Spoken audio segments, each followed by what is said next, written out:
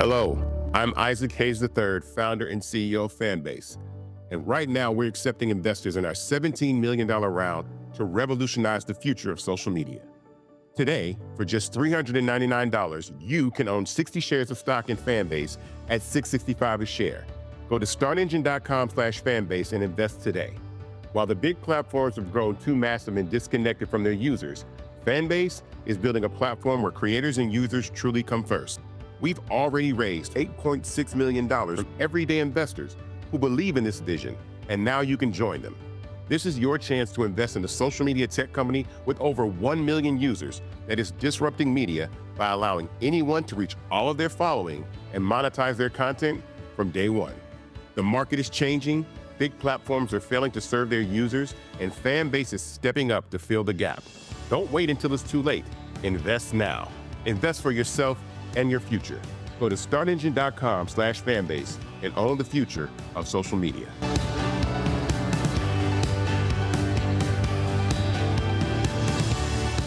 Folks, Black Star Network is here.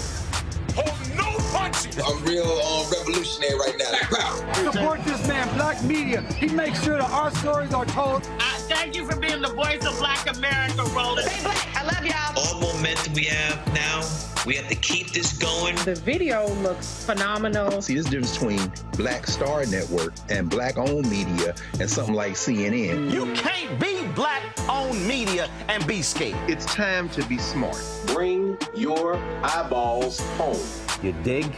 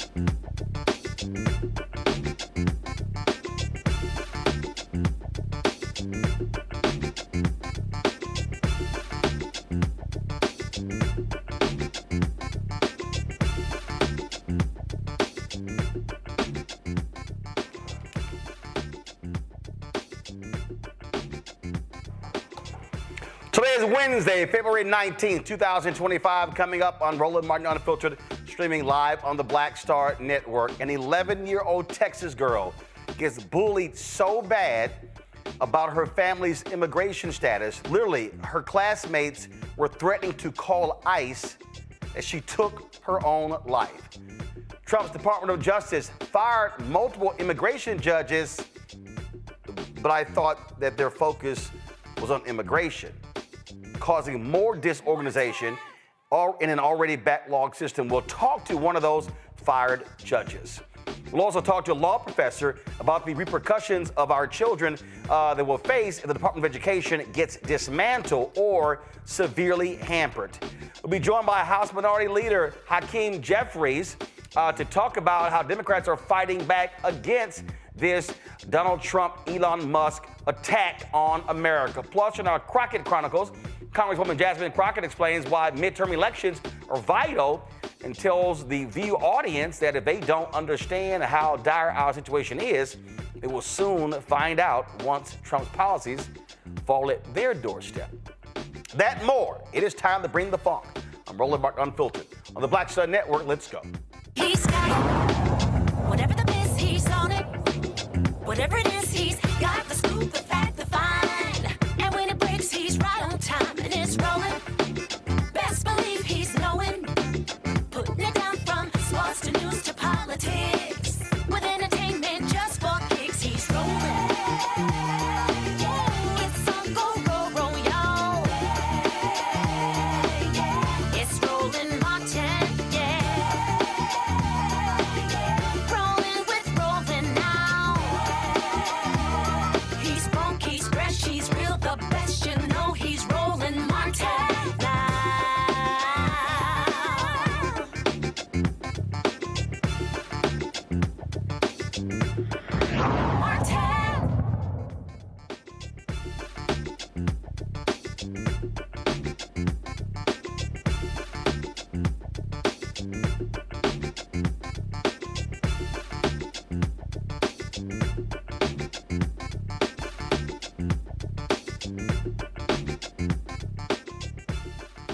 How many times have we told you that the crazy plans of Donald Trump and Elon Musk are all about causing discord, causing drama, as well as nothing but destruction, and they don't care who they impact? Well, guess what? One of the biggest issues is that how they are firing people left and right, impacting families as well. And so what you see is them firing a massive number of federal workers, making no effort to actually study what they do and what they accomplish. This weekend, 20 immigration judges were fired with no explanation.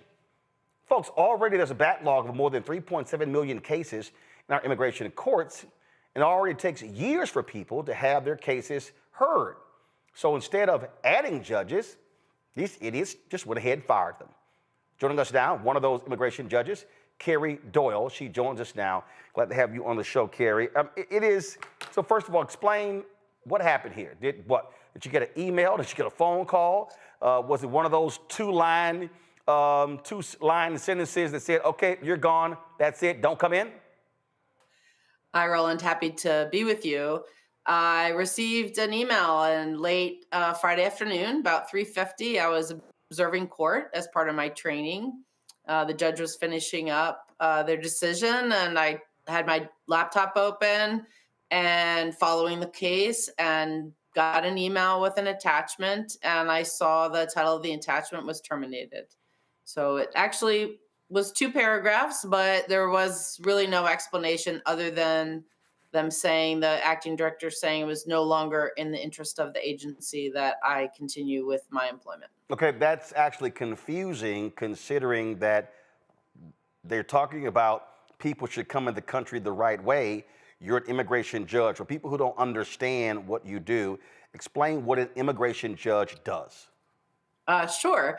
And you're absolutely right, and we'll get to that. But an immigration judge hears cases for any immigrant that's applying for relief. And what that often means is filing for asylum, which is for people who would be protected, who would be persecuted or severely harmed if they were sent to their home country. People also file for green cards, permanent resident status in front of an immigration judge.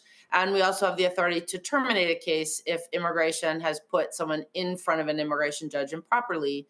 A judge will make the finding either to grant the person's application so they can stay in the country or order them removed. All right, and for those who don't understand, this has been the long-standing practice. This is the policy in terms of how people legally file to come into the United States. Well, absolutely. Once you're here, if you have a claim to stay, often that's adjudicated by an immigration judge, particularly if you've been stopped by immigration at some point.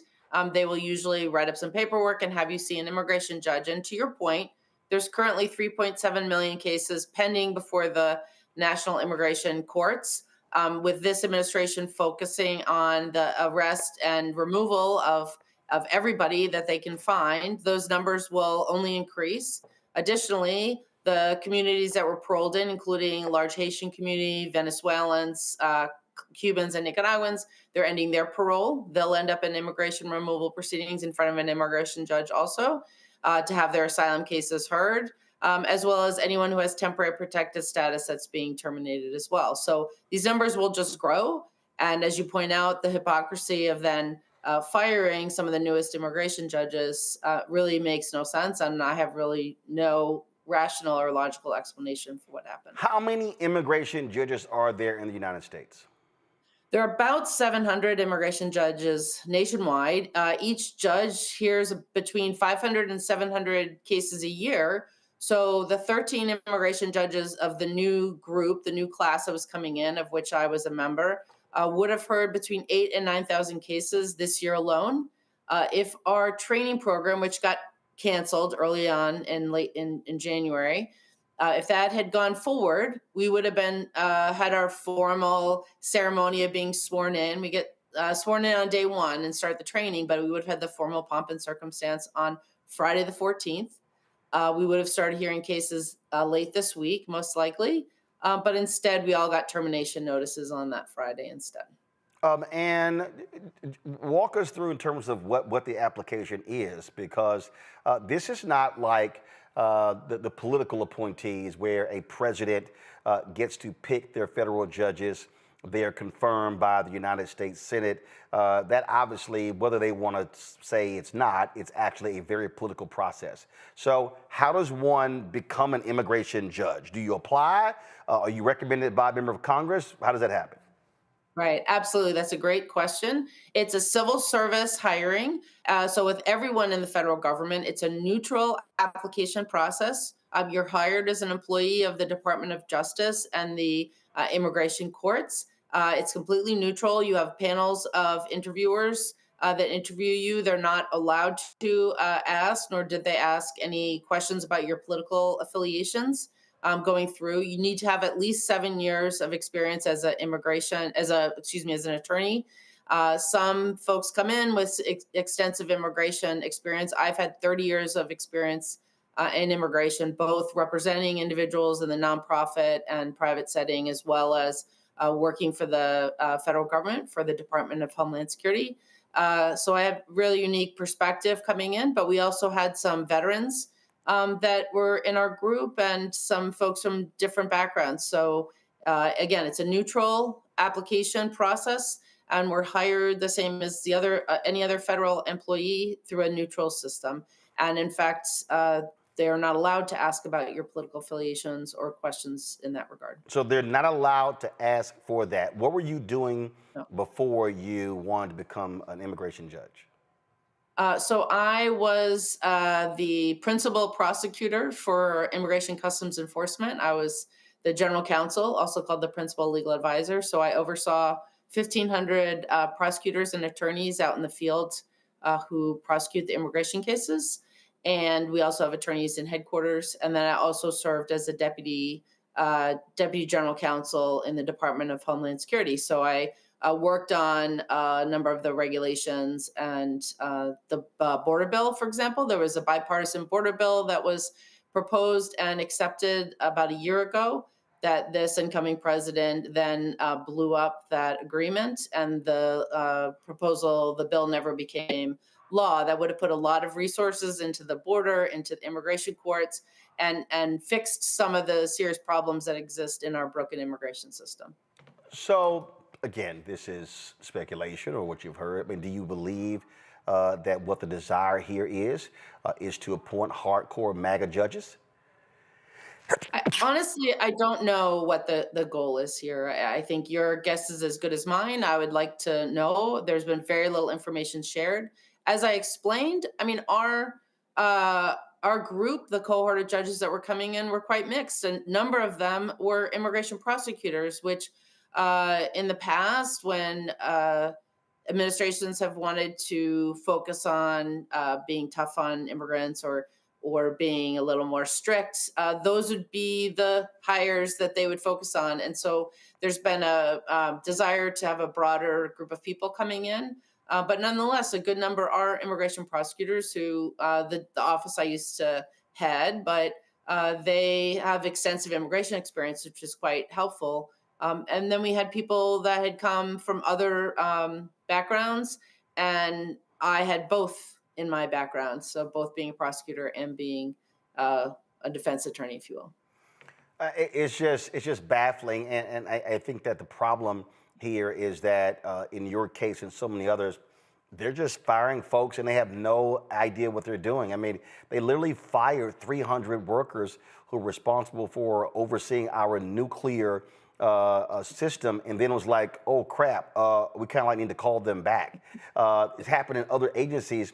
That tells you right there, there's no rhyme or reason. It's literally, oh, you know what? They got to go. I mean, there's no thought going to any of this. No, it makes, right. It just, baffling is the perfect word. It makes absolutely no sense. Again, with an administration that has a focus on immigration removal, you need the immigration judges to issue the removal orders. Those are the orders that are then carried out when the person is removed from the country. And the system is already overloaded with the 3.7 million cases. This group of 13 judges would have heard between 8,000 and 9,000 cases this year, which will not be heard and have to be spread around the existing immigration judges. It just really makes absolutely no sense. And I just can't imagine what the thought process is if they continue. I just hope I'm only the last and not the first of the group that will be fired, because if they start firing more judges and the probationary judges, the court I was in will collapse. There will only be one, maybe two judges left there. And it was stood up to take the backlog off the Boston Immigration Court, which was one of the largest backlogs in the country. And they're just struggling and they need the help. And meanwhile, the Department of Justice is asking for more money to hire more judges. So I'm sorry. Trump's DOJ is asking for more money to fire more judges, and they just fired some judges. Yes, in their budget, they're asking for more money for judges, yes. Absolutely baffling. You obviously had left your previous job, so right now you're out of a job. I am unemployed, and I have a child in college with a very big bill, so I need to fill out my unemployment paperwork. I haven't had time, and then figure out what comes next for me. It's certainly a very unsettling place to be. Some of my colleagues that were in the same class had moved to other cities. One of the veterans had the moving van outside with boxes being loaded when he got the email. A number of them are in states where they don't have their bar licenses, because as immigration lawyer or immigration judge, you just need to be licensed because you're doing federal law. So the options for them to even get new employment are pretty limited. People really change their lives for these kind of jobs. They want to serve the public. They want to serve the nation. To work and have a mission and to feel like you're giving back is an amazing opportunity. I love working in the government, and I would have really cherished this opportunity. And again, number of veterans, people coming from different backgrounds, and this is just heartbreaking, honestly, and baffling, as you said. No, and I keep making that point that by them doing this indiscriminately, it's impacting individuals. It may lead to people actually being evicted, losing homes. They've got children in college. They've got uncertainty there. it's going to cause individuals to potentially have to apply for SNAP benefits or other government benefits because of this sudden termination, and then they're trying to cut that as well. And so there are real world consequences to this willy-nilly, just whack people, who cares who they are, and then let's go out and just scream, hey, we're saving you billions of dollars a day when they actually aren't. Absolutely not. Imagine how much money it costs to hire us. I interviewed in October 2023. You have resume review, 2 interviews with panels of people, of judges, other judges. You do a background check, you do a drug test, you get biometrics taken. It's a process, and it costs a lot of money to hire people.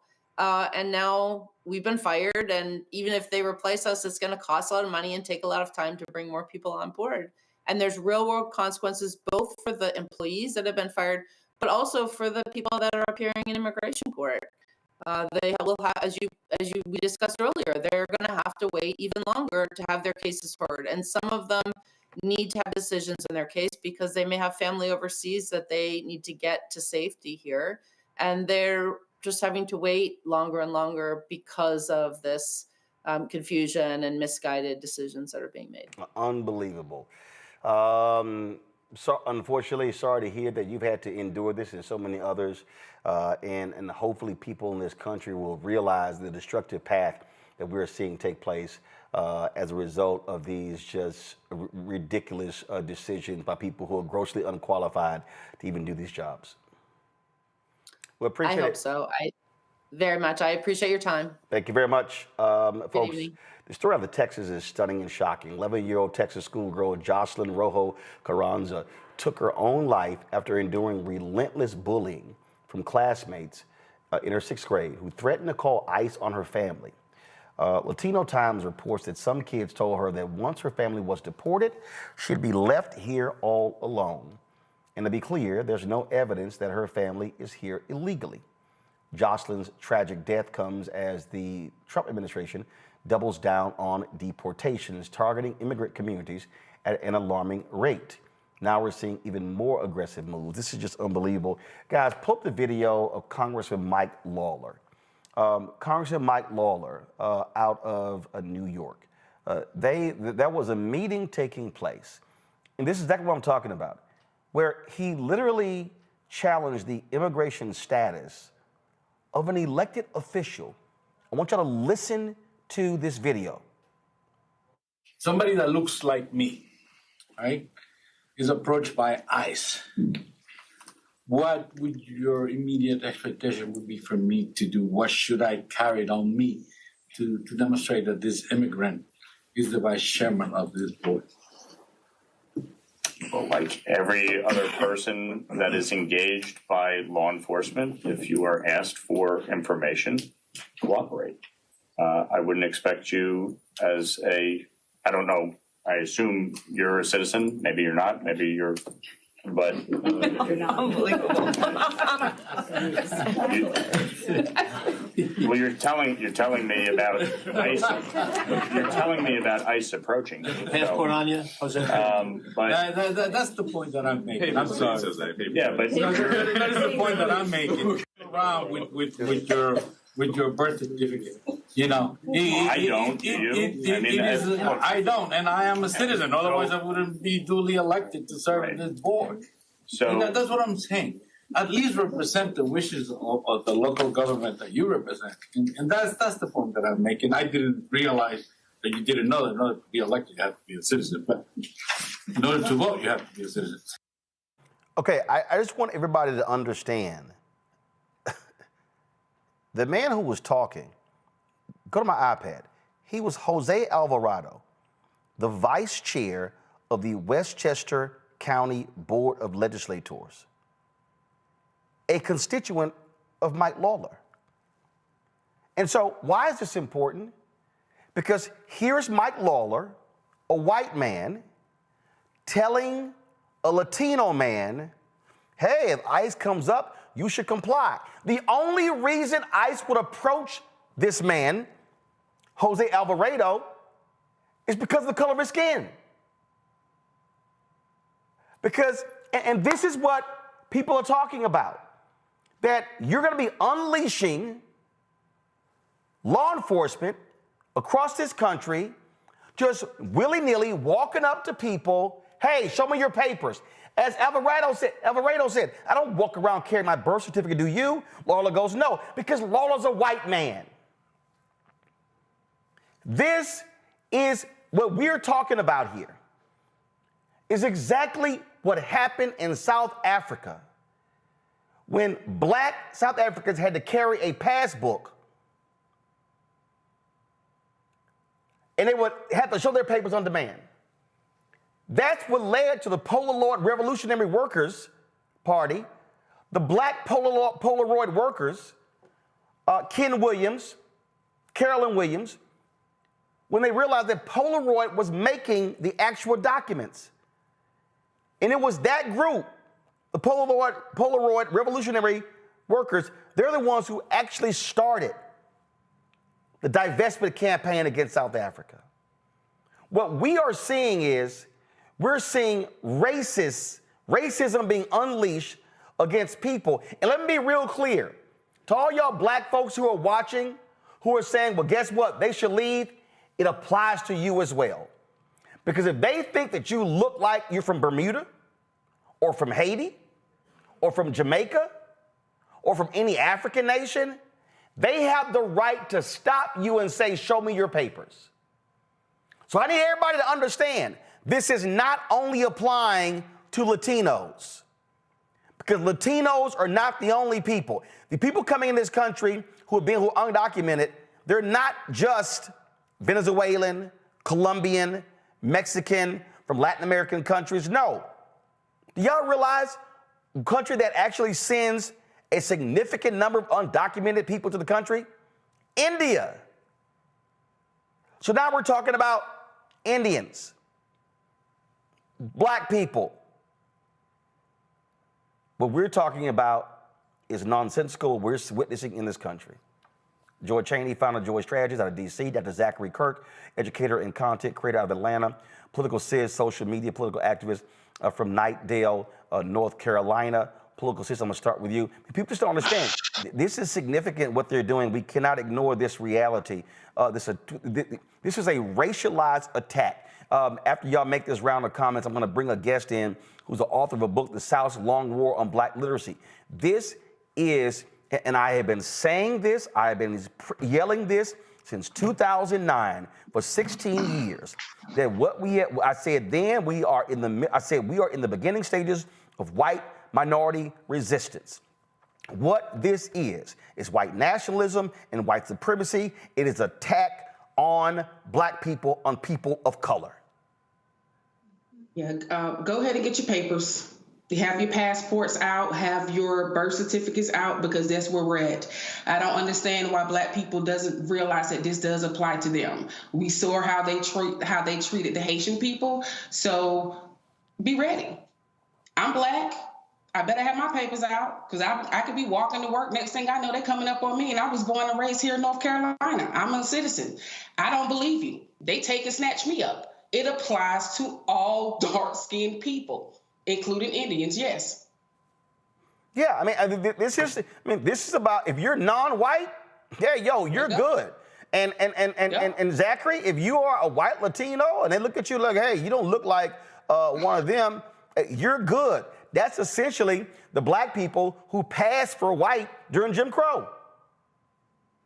It's exactly the same thing. And it's just such a heartbreaking, like when you brought up the story of the little girl in Texas, and it just broke my heart. Like that whole story has just really captivated me, because that is the result of the hatred that is being perpetuated by the entire MAGA movement.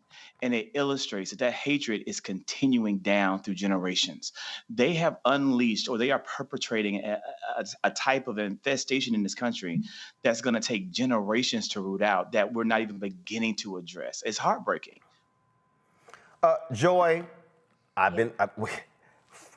this is 6 years we had this show. It'll be 7 years in September. We have been warning people that this is the case. All of that talk on Fox News and conservative radio and conservative digital spaces, great replacement theory. We saw in 2021, it was attacks on Black Lives Matter. 2022, it was CRT. 2023, it was woke. 2024, it's DEI. What this is absolute white anger at the changing demographics of the country, and what they are doing is shameful and despicable. And frankly, there were so many people, supposedly progressives, supposedly Democrats, supposedly independents, who voted for this. Oh, I'm sorry, they didn't vote for this stuff, they voted for the policies. Well, these are the policies. That's right. And this time, there can be no mistake what he meant. Last time, unlike us, many people found themselves confused, thought they were going to get something else. But this time he was very much on the nose, very plain spoken in terms of what he was advocating for. And Project 2025 made it even plainer. So none of those people have any excuse, and we're not going to tolerate this. That was racism. That was xenophobia. That was misogyny. That drove their vote.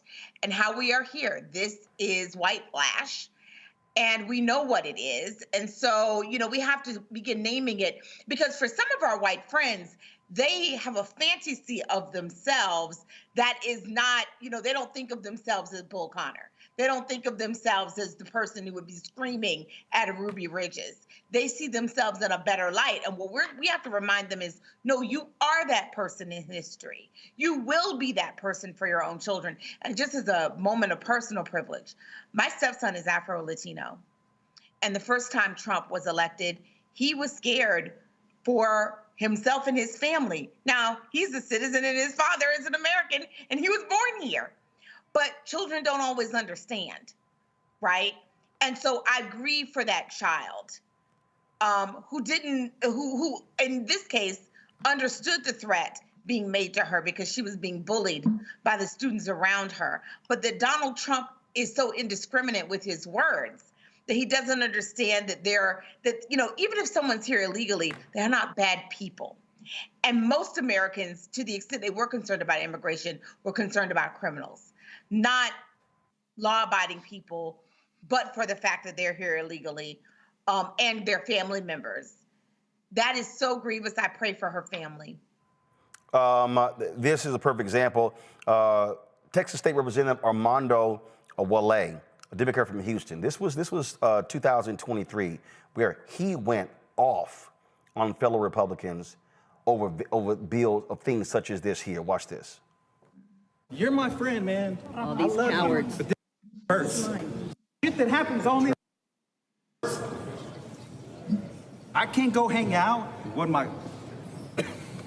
I can't drive my brother, my cousin. Okay? I can't take them anywhere, bro. I can't go to a boiler. I can't go to a baptism because my community is being attacked. Y'all don't understand. Dude, hurts our community. It hurts us personally, bro. Could have just let us It hurts us. Just let us debate it. It hurts us to our. You're my friend, they actually don't care, and this is what we're seeing. And every Democrat in the country should be talking about that little girl. And this is what happens when you unleash this kind of stuff. These children listen to their parents, listen to what's on television, and they repeat that crap in schools. This girl is dead because they threatened to call ICE on her family, and that is diabolical. And that should not be happening in this country, but it is. It's happening every single place in America. I'm going to a break. We come back.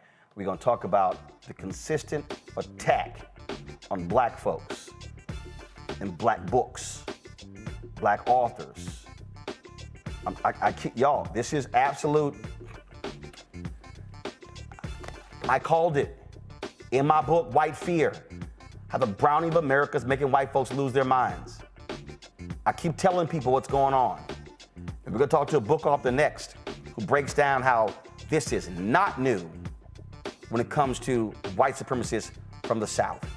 You're watching Roland Martin Unfiltered on the Black Star Network. speak on the other side of change. Abolition focus. Should we aim for reform or abolishing the entire system? Come Felix lets us know how much possibility lies in abolition. That is such a radical image because it offers the suggestion that we already know to be true, which is that we have what it takes to take care of each other and to take care of ourselves. Watch us on the Black Star Network, so tune in to the other side of change.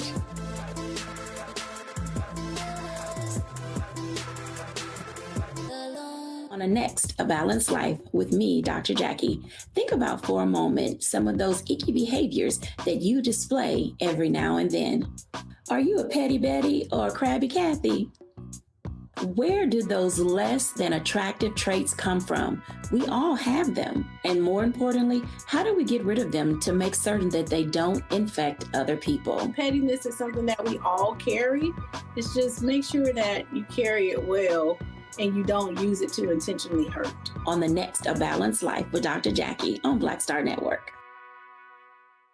What's up, y'all? Look, Fanbase is more than a platform. It's a movement to empower creators, offering a unique opportunity for everyday people to invest in Black-owned tech, infrastructure, and help shape the future of social media. Investing in technology is essential for creating long-term wealth and influence in the digital age. The Black community must not only consume tech, we must own it. Discover how equity crowdfunding can serve as a powerful tool for funding Black businesses, allowing entrepreneurs to raise capital directly through their community through the Jobs Act.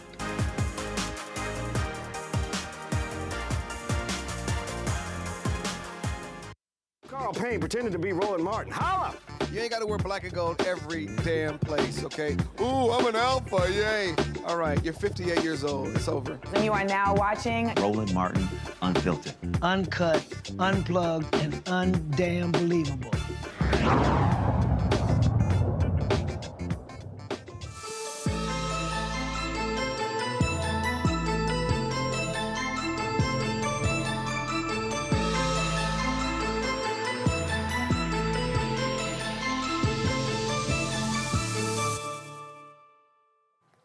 Folks, we've talked a lot about what we have seen from the attacks on the right, especially when it comes to education, the book bans all across this nation. If you go back to 2022, remember I was just talking about how Black Lives Matter was being attacked in 2021. Then all of a sudden in 2022, it was all about CRT. That led to Moms for Liberty taking over school boards, especially in the South. What then happened, they came in and started firing Black superintendents, progressive superintendents. They began to dismantle all sorts of programs. They began to target books, Black book authors. Then all of a sudden you saw laws passed in Florida, South Carolina, all across the South.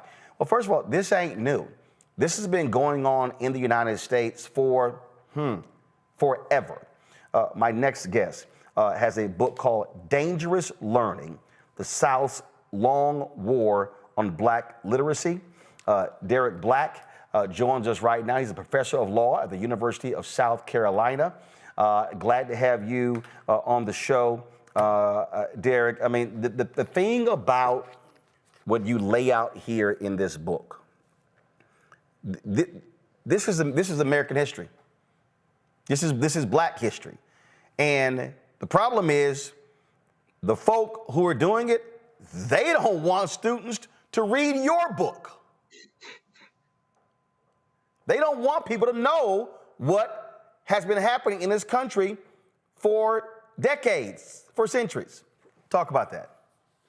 Yeah, I mean, I think there's an interesting part of this history, which is there's this assumption by a lot of folks that Black literacy, Black reading and writing was always criminalized during slavery. And what I talk about in this story is actually there were Black schools in Charleston, South Carolina. There were Black schools in Savannah, Georgia in the late 1700s and early 1800s. And it wasn't really until Black people demonstrated the power of literacy. They started using that literacy to fight back, that it became dangerous. And at that point, that's when you see the South begin to close in.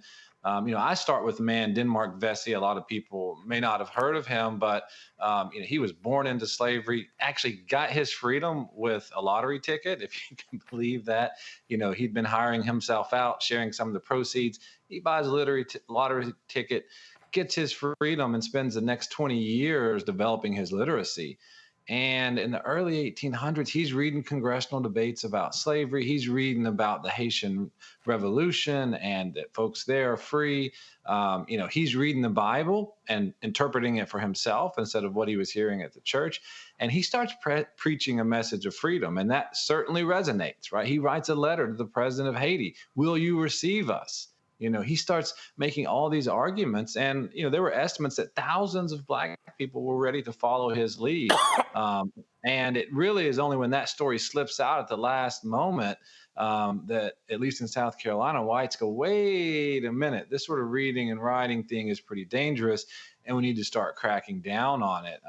There's some other figures, happy to jump into them, but I want to follow your lead. But you have this sort of, decade or so in which Black people are demonstrating how powerful reading and writing is, and that's what causes the repression prior to the Civil War. Well, first of all, James D. Anderson makes that perfectly clear in his book, The Education of Blacks in the South, 1860 to 1935, because there were so many slaves. He talks about one woman who says she was responsible for more slaves being killed than a white plantation owner because she was teaching them how to read.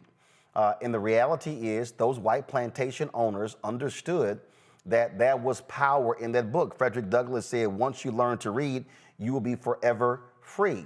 And what those people of African descent, those enslaved people of African descent realized is like, wait a minute, if they are trying to kill us, if we're caught reading, it must be something powerful about that book that they want to keep it from us.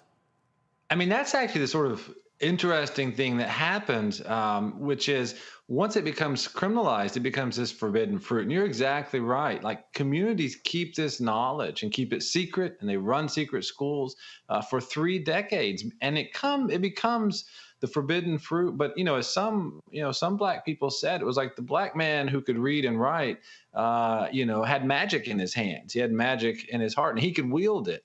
And that was an incredibly powerful tool that, people try to share with each other in secret and keep alive. And of course, you mentioned Frederick Douglass. He's writing people's freedom papers, right? He's forging his own papers to get to the North. Susie King in Savannah, it's kind of interesting. She was part of these secret schools for 3 decades there. And she said, actually, Black folks got to move around, at least the ones that were close to her, with some level of relative freedom in Savannah because they thought no one who was Black could read and write, and she's writing passes for them. So all you had to do was go to Susie King, get her to write you a pass, and folks would go on about their business in the evenings. And of course, the interesting part is this is all happening right under the nose of the white community, and they don't have a clue about it because they thought, they passed the laws and that was that. I've talked about this because of what, like I say, I've probably sold more copies of James D. Anderson's book than he has because I've talked about it so much across the country over the last 20 years. And the reality is America should be thanking the ancestors, the people of African descent, the formerly enslaved people of African descent, because that's why we have taxpayer-funded education. And what we're now seeing is, because that didn't exist until Reconstruction, it didn't exist until those Black people were elected to the state legislature in South Carolina and other states, and they put it in the state constitution. And then when Jim Crow came, they got rid of a lot of stuff. They kept that. That is publicly financed education is a gift from formerly enslaved people of African descent. Yeah, I mean, look, it sounds like you're the professor here. I mean, I'm impressed with all of this because, I mean, you're hitting it nail on the head here, which is that, you look at W.E.B. Du Bois in his book, Black Reconstruction. Yep. He says public education is a Black idea in the South. And that's exactly true. You look at Southern whites, illiteracy amongst Southern whites was 4 times that of the North prior to the end of the Civil War. And that's because there was no public education system to speak of in the South. Yeah, I mean, Anderson says, I'm correct, that 92% of Black students in Memphis were enrolled in school, and it was about 40% of whites in Washington, D.C. That's right. There was some fascinating periods where you had Black children because it had been repressed so long, right? People were desperate to go to school, to get something that couldn't be taken away from them. I mean, that's the other key, right? These freedom schools started before the end of the Civil War. And, Black people didn't know how this thing was going to turn out. They didn't know what Abraham Lincoln was going to do or not going to do, but they knew if they got their education, they had something that couldn't be taken away. And so, yeah, the numbers are astronomical. And the things that I really sort of detail here in this book is those early schools here in the South Carolina Sea Islands where people are literally relocating, right, to different places to be close to the best school. They are rowing across the bay, in the early morning to get to the school, right? I mean, the outpouring of passion to get to school is really something we've never seen in American history like that moment. And that passion breeds leaders. Those leaders, as you say, become, they become constitutional delegates to the South Carolina Constitutional Convention of 1868. They become, United States representatives, and they become the people who make the laws that makes public education a reality, not just for Black children, but for all children in the South. So it really is this magical moment that's partly about Black literacy, but it's also the story of public education. And, it's also, as we look now, all this conversation about, the Federal Department of Education and, it's, labor union handout, blah, blah, blah, blah, blah. Well, guess what? The first United States Department of Education was created in 1867 during Reconstruction because as Congress saw these schools being created in the South, they wanted to make sure that they continued, and they wanted that public education program to expand across the country. So the Department of Education actually dates back to Black freedom and public education for low-income white children in America. It's not some sort of fanciful idea that was dreamt up in 1979 by Jimmy Carter and the teachers unions. You end the book in the 1800s, but the reality is this book could have continued from the Great Compromise of 1877 through Jim Crow, because what you lay out here, we saw continue in the South, but also across the country, but really in the South during Jim Crow. We saw it continue through the Brown versus Board of Education 1 and 2. And you can actually take this thing through the 70s, 80s, 90s, because we never actually stopped fighting the Civil War, because even what you see right now, literally there's an attack. I mean, you say the South's long war on Black literacy. There is an attack as we speak right now across the South when it comes to books, Black book authors, subjects that deal with the issue of race, laws being passed that, if somebody white is uncomfortable with a topic in the classroom, then if they complain, the teaching has to completely cease. These are laws that were passed in Florida. So this long war didn't stop in the 1800s. It's present today. Yeah, I mean, I dig deep on the 1800s because I think that's a period that most people are not as familiar with. But, in the last chapter, I sort of very quickly skim over, like, how did that period become today, right? Well, so one of the things that happens during Jim Crow is that although there's this beautiful moment in history during Reconstruction for Black people and for poor whites in education, those sort of old sentiments about history, about equality, they come up, right? They come right back during Jim Crow. And so they start perpetrating this lost cause narrative that the Civil War wasn't really about slavery and that, Black people aren't fit for citizenship. So they start putting that narrative in there, right? And they segregate schools, they change the way they're funded. We take some big steps forward with Brown versus Board of Education, but, school desegregation only lasts for a decade in most places. And we began going backwards in the mid 80s, right?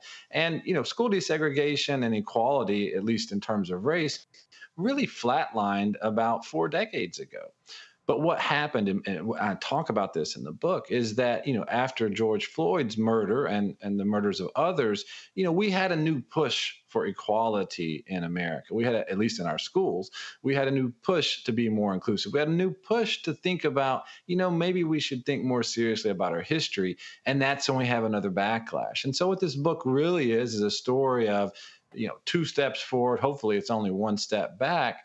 But the arguments that we hear today, they echo of the past. You mentioned making white folks uncomfortable with history. I point out that when we hear legislators saying we shouldn't teach this history because it makes white people uncomfortable, it reminds me of John C. Calhoun, the senator from South Carolina, arguing that the discussion of slavery should be banned in the halls of Congress because it injures white honor, it injures Southern honor, and therefore they impose a gag order on the United States Congress. And so this uncomfortability with self-critique of America, or the South uncomfortability with the less rosier parts of its history, is, as you said, it's not new. It's been there, and we're still struggling as a country to come to terms with a difficult past. I believe, because you brought up the death of George Floyd, May 25th, 2020. When that happened and I saw the reaction, I said, this is a third Reconstruction. And I said then, but this third Reconstruction has to last a minimum of 20 years, unlike the first two Reconstructions. And the reason I thought, and I also, we can pull the tapes of what I said then. What was so dangerous about that was because the Black Lives Matter movement was the first Black movement for social justice in American history where a majority of Americans approved of it. And I said then that was the most dangerous thing to white America, because you had young white folks who were understanding, who were seeking out other sources, who were learning about the real history, not his story. And I kept warning people, the backlash is coming, it's coming. And as that thing was developing, then when I began to see the attacks on BLM, then the attacks on critical race theory, where Christopher Rufo publicly stated they wanted to lump anything dealing with race under CRT. And then from CRT went to woke, and woke went to DEI. And there's a reason why education is a part of this, because what you just said about Calhoun is what these folks want today. They don't want any conversation about race, about history, about slavery. They sure as hell don't want people to know what was actually happening, what you described in your book, what Anderson describes in his book, what W.B. Du Bois describes in his book, what Eric Foner describes in his book on Reconstruction, because that's telling a real version of American history. And frankly, there are people today who want white Americans, but also Black Americans, Latino Americans, Asian Americans, Native Americans. They want them wholly ignorant of American history so they can walk around and believe the fallacy, the fraud that we've been taught in our school system. Yeah, I mean, there's a lot of echoes here, but I'd add, Roland, there actually is something different, and it scares me. And what it is that for all the racism that's been part of our public education story, right, for all the segregation and inequality, there has always been a commitment to stick with the public education project, right? So during or at the end of Reconstruction, there were some who said, let's do away with public education altogether. It's benefiting too many Black kids. And a lot of white legislators said, yeah, and we can segregate these schools, we can make them unequal, but let's keep this public education project, right? After Brown versus Board of Education, Virginia passes a statute that says, let's have private school vouchers and you can just close your public schools. And the Supreme Court strikes that down. But there's actually a lot of other communities, and Jim Ryan writes about this in a book about Richmond. They said, look, if our choice is between no public education and integrated public education, we will very reluctantly take integrated or desegregated education. But what has changed in this moment, if you sort of step back in it, is this is the first time in American history that the public education system itself is being condemned. The public education system itself is trying to be taken down. And, I've written about this in my other book, Schoolhouse Burning, right? If public education has never been perfect, it's never fully served students of color, and probably never will in my lifetime, but it has consistently tried to make steps forward. We have made important steps forward. But if we give up on that institution, if we remove that as a pillar of American democracy, which is what many conservatives are trying to do, I don't know how we move together as a people. I don't know how it is that we can all go to separate schools, learn separate histories, learn separate sort of religious tenets, believe some people are inferior and others are inferior or superior, and move forward as a multiracial, multi-religious democracy. So to me, they're taking it even one step further. This is a war on everyone's public education at this point. But Derek, to be honest, I don't think that, I got no problem saying it, I don't believe these people even want poor white people educated. I think what is happening here is you have these billionaires who are desperately trying to change public education, public financing. You look at Tennessee, you look at the voucher scam in Tennessee, you look at the voucher scam they're trying to pass in Texas. I saw ProPublica had a story just today that said that they studied the various zip codes, that when it came to poor areas, only one out of every 100 students was taking advantage of the vouchers. In rich zip codes, 28 out of 100. I believe what you're seeing is, and I had Representative James Tellerico on the show talking about Texas. You don't have enough available private seats in private schools. Even Greg Abbott finally has conceded that, with this voucher scam, that it could lead to cuts in public funding for public schools. They don't want that. That's not their desire. It was one of Ronald Reagan's aides who said, let's start college tuition because we literally don't want everybody getting educated. I believe these people want an illiterate class of Americans in the future. Their actions are actually saying it. Yeah, that's one of the things I wrote a lot about this in public, in Schoolhouse Burning is, particularly this sort of anti-government sentiment. Like if you're anti-government at the federal level, then you're against Social Security and you're against Medicaid. If you're anti-government at the state and local level, you're anti-public education because that's the largest institution. That's where most of the taxes go. And so a lot of the billionaire and wealthy class actually just want to remove poor people from the public budget. Like, why are they spending money on someone else's education? And so that's driving a lot of it. And of course, there's religious elements that are raging against, secular education, and there's racial elements as well. Like they don't want to go to integrated schools. But I think you're exactly right. There is a substantial portion that says, look, let's have a laissez-faire approach. Everyone take care of themselves. And this voucher scam, as you call it, is really about getting people off the public dollar. Because once you get them in a private system, you're not obligated to meet the full cost. You're not obligated to raise the cost of the value of the voucher each year. And there's no reason to believe they would. That's number one. But number two, as you point out, high quality private schools cost a lot more than the vouchers are worth. And they're not interested in educating low income students. And this is one of the sort of basic points I try to make is if what happens is that all the wealthy families end up going to private school and get some partial voucher. And we have public schools where the only people remaining there are low-income children. The public education project, as we know it, is over at that point. Back in the 1800s, we had what we called pauper schools, which were just sort of for the poor and neglected children. And it never worked well, right? To the extent our public schools have been a success, it is because they are community schools. It is because they serve everyone. And what we are moving towards with the privatization of education are two entirely systems. One public that doesn't do a very good job, that no one cares about, and then some tax benefits, some tax write-offs for those who go to private school. And I think that's a democratic disaster. Questions from my panel. Zachary, you're first. So this is brilliant. I really appreciate this. I can't wait to get the book as someone who's done 17 years in public education. I'm loving it.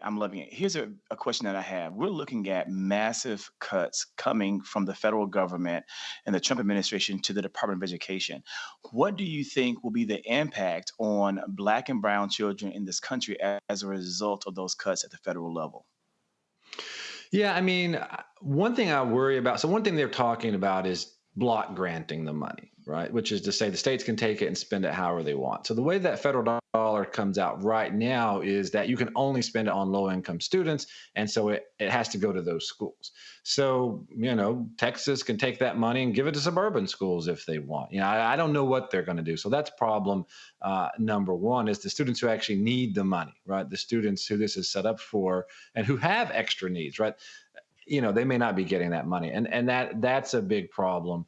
And that's what I worry about most. But there is an irony here, which is, all these red states are saying do away with the department, do away with Title I, et cetera, et cetera. Look, and if Massachusetts wants to, it can walk away from the federal dollar. Like, it can support its system. If New York wants to walk away, it can do it. But guess what? Oh, the blue states can do it. Needs that money. Red states can't walk away. That's right. I have one brief follow-up. And it's this. As someone with the vast historical knowledge and context, right? Like, I'm looking through history to see times when Black people have faced similar situations and been able to overcome those situations. Can you think of a time frame that you're familiar with, or a situation or an example of when public education was under an attack like this, and the future of educating Black and brown children, specifically those who may live in rural poverty, was at such great risk, but Black people and the community found a way to overcome it? Yeah, I mean, look, Roland talked a lot about or mentioned Jim Crow, but I mean, there's a lot of perseverance there. I mean, there was this moment in Mississippi in particular when they were debating, what we're going to do at the schools, poll taxes, et cetera, et cetera. And Black leaders said, look, as long as those school doors stay open, right, we got a shot at citizenship. You want literacy tests to vote? Fine. We'll overcome. Now, of course, there's other things that came into play, but what you see is a period of the most educated, most sort of well-to-do Black folks leading schools, like lifting children up. And look, they were fighting against the odds, but there's a lot of success during that period. And so we need to hold that up.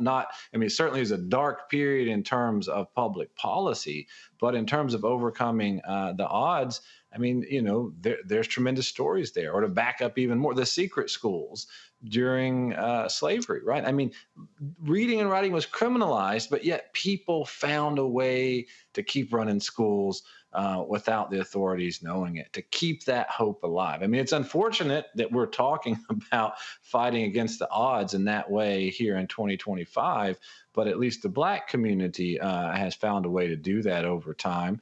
And, you might have noticed that when the CRT stuff first started happening in Florida, there were religious communities that said, look, we're going to have freedom school on Saturday and Sunday. The church is going to do it. So whatever you're taking out of the public school, we're putting it back in on Saturday and Sunday. Joy. So there are so many things I could talk about here, but I know we're short on time. Let me just challenge you on one thing. One of the reasons why we are seeing the attacks be more effective on public education is because, frankly, we have a generation of parents who were poorly educated by the public education system. And so they're looking at it and they're saying, what's my child getting from it? White parents, Black parents, Latino parents, Asian American parents, et cetera. What do we do about that? Because I do think you're right. This time feels different. And I think that one of the things that feels different is that people have their own experience. And we don't want to be Democrats who are being tone deaf and saying, let's bring back a public education system that people think has failed them.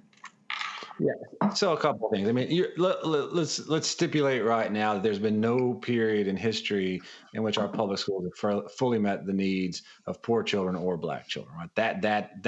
That's a given. But I mean, I guess I would push back on this sense of disappointment. Look at election night this past November. And in Kentucky, where Donald Trump collected 64% of the vote, there was a school choice bill on the statewide referendum to change the Constitution to allow this privatization. And guess what? In that Republican state, 66% of Kentucky folks voted against it, right? So more people voted against the privatization of education in Kentucky than voted for Donald Trump. Same story in Oklahoma on that same night. I'm sorry, Nebraska on that same night. We've been talking about Texas on here. Look, Greg Abbott held 4 special sessions and refused to allow the legislature to go home because it wouldn't pass a voucher bill. That's where rural Republicans stood on this issue.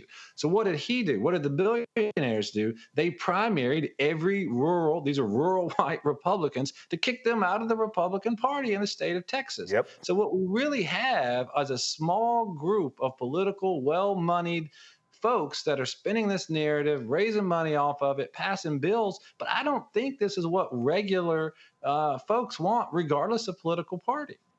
No, they don't. But that's also what happens when people don't vote, when they actually sit elections out. When 90 million people don't vote in the federal election, then that's what you actually see. Political sis, real quick, go ahead. Thank you so much for coming on. That's one thing I want you to try to explain to the audience is that not having public education, when they take money away from public education and put it to the voucher programs or voucher school programs with schools, can you explain to the audience how it affects people, especially poor people in rural areas, in reference to transportation, in reference to being able to discriminate against your children's disability or religion? Can you explain that? And one more question, I hope you don't mind me asking. Can you also explain the importance of us having federal loans, grants, especially when it comes to Black women, because we rely on those programs so much? Thank you. Well, you threw a lot at me. I'm going to try to get some of it. You may have to follow up what I missed. but let me say that, I mean, first of all, just because 10 kids leave or 20 kids leave on a voucher from a public school doesn't mean the cost goes down, right? So number one, those schools still got to run the same bus routes, same number of lights it got to be on, same number of teachers. The heating bill is the same. So, you lose 20, 30, 40, 50 kids and you lose $200,000, $300,000, $400,000, your bills are still the same. So the public school has to make a choice. Is it going to cut services or raise taxes? So that's where we're at on that. On the private side, and I'm glad you raised it because we haven't talked about it, we're talking about taking public dollars and sending them to private institutions where there are no protections. As one of my colleagues at the Southern Poverty Law Center said about 4 years ago, the further our children get away from the public school, the less we can protect them. There is no protection for sexual assault. There is no protection for sexual discrimination. There is no protection for racial discrimination. There is no protection for disability discrimination. There is no protection for religious discrimination, right? So, and I'm not saying all private schools are doing that. But what I am saying is even if you were okay with this sort of voucher scam, as Roland called it, like there ought to be some protections. This is public money, and we ought not be giving our money, our public tax dollars, to institutions that discriminate. And when you raise this in the state house, they scream and holler, no, we can't do that, private choice, and let the parents decide. I mean, I'm not okay with parents deciding to discriminate against other children. To me, that's just sort of a non-negotiable. But that's what we're doing with a lot of these private dollars. Indeed. For the folks who are watching, the book is called Dangerous Learning, The South's Long War on Black Literacy. Derek Black is the author. Derek, glad to have you on the show. Thank you very much. Thank you. Folks, we come back, more to talk about the craziness happening in this country. We're also going to be joined by the Democratic House Leader, Congressman Hakeem Jeffries. What is his plan to combat BAGA? I'll ask him directly right here on Roland Martin Unfiltered on the Black Star Network. Don't forget to support the work that we do. Join our Bring the Funk fan club. The goal is to get 20,000 of our fans contributing on average $50 each. It comes out to $4.19 a month, 13 cents a day. And so when you support us, that's what it matters. And so if you want to give to us via Cash App, use the Stripe QR code. It's right here. If you're listening, go to blackstarnetwork.com for it. You can also contribute to us via check and money order. P.O. Box 57196, Washington, D.C., 20037-0196. PayPal, R. Martin Unfiltered. Venmo is RM Unfiltered. Zelle, Roland at RolandSMartin.com. Roland at RolandMartinUnfiltered.com. And don't forget to get our Roland Martin Unfiltered merchandise. That's right. Get that merchandise. Hashtag we try to tell you, FAFO 2025. And another shirt, don't blame me. I voted for the black woman. Go to rolandmartin.creator-spring.com or go to theblackstarnetwork.com. I'll be right back. This week on the other side of change. Abolition focus. Should we aim for reform or abolishing the entire system? Kimon Felix lets us know how much possibility lies in abolition. That is such a radical image because it offers the suggestion, a suggestion that we already know to be true, which is that we have what it takes to take care of each other and to take care of ourselves. Watch us on the Black Star Network, so tune in to the other side of change. On the next Get Wealthy with me, Deborah Owens, America's Wealth Coach, you'll learn how wealth begins at home and how it can set the right path and the right course. Wealth building, specifically in the Black community, is about making sure that we have assets that can last beyond our lifetime. That's right here on Get Wealthy, only on Black Star Network. This is Tamala Mann. And this is David Mann. And you're watching Roland Martin Unfiltered.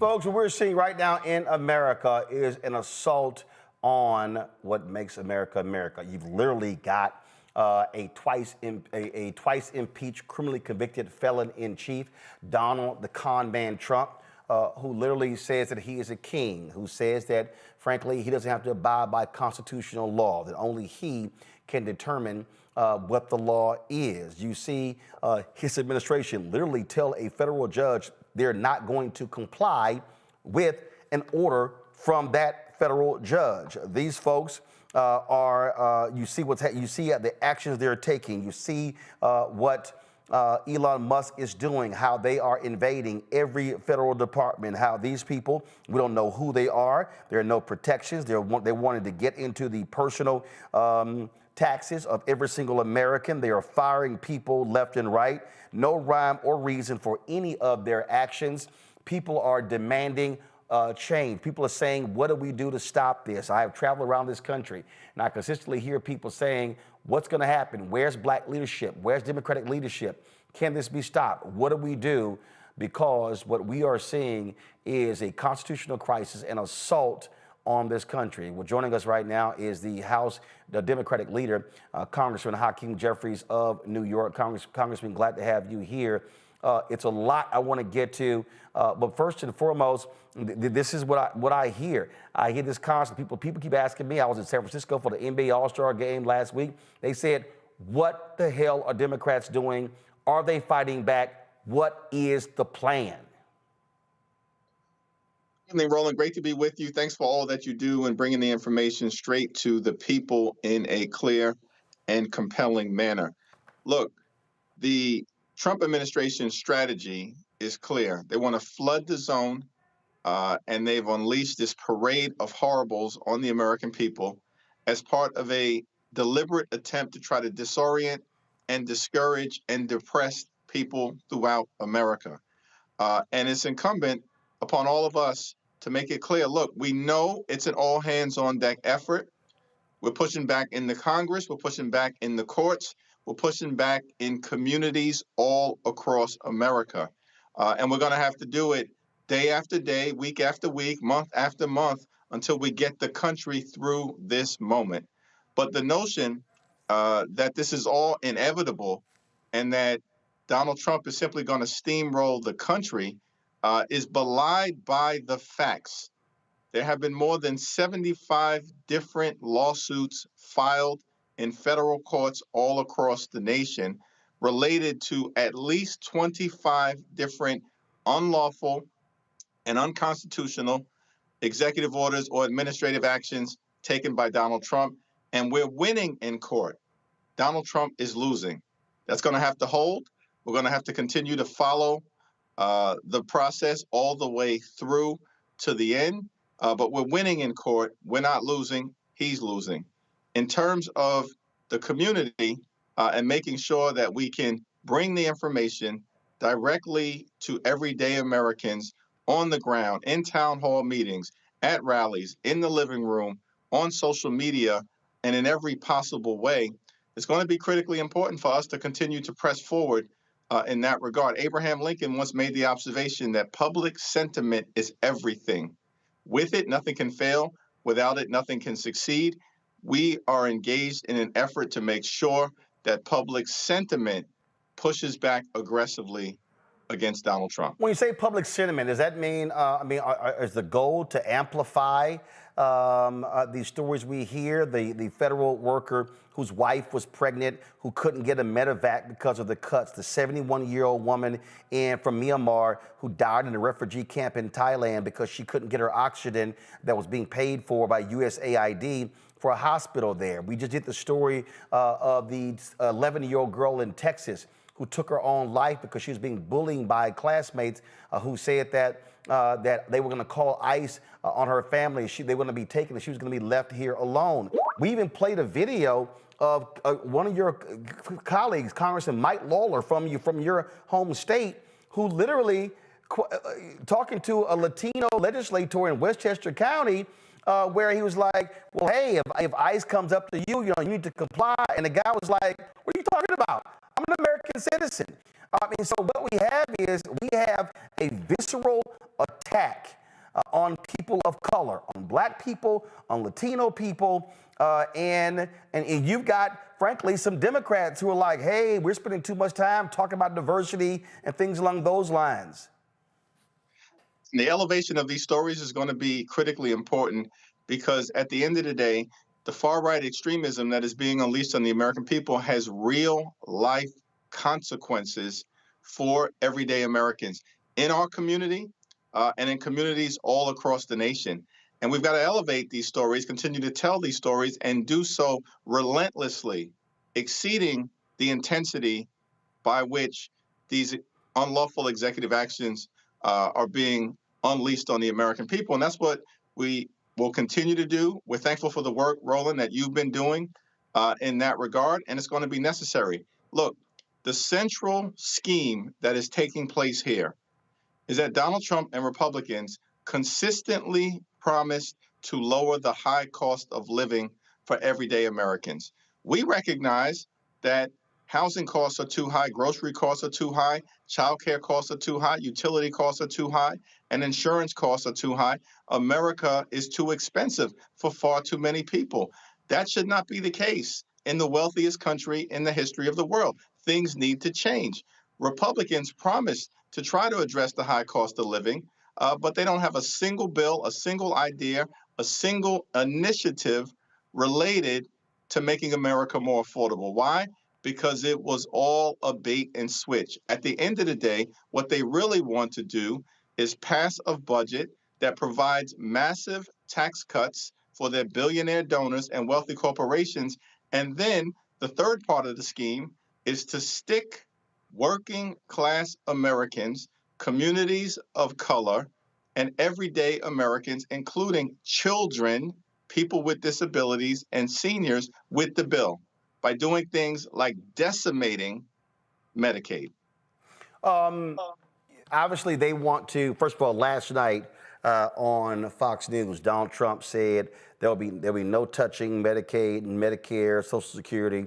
But then today he endorsed the House Republicans' bill. Are Democrats going to, obviously there's going to be a lot of pressure on their side when it comes to that bill.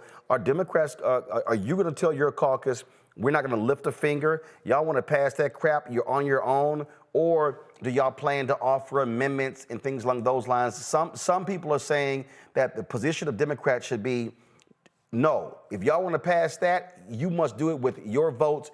Don't look to anybody on our side for any votes to help you pass this massive tax cut for the rich. What's your strategy? The budget committee that took place last week, which advanced their budget proposal, every single Democrat participated in that 12-hour committee hearing. And at the end of the day, when the vote was called, every single Democrat voted against the GOP tax scam.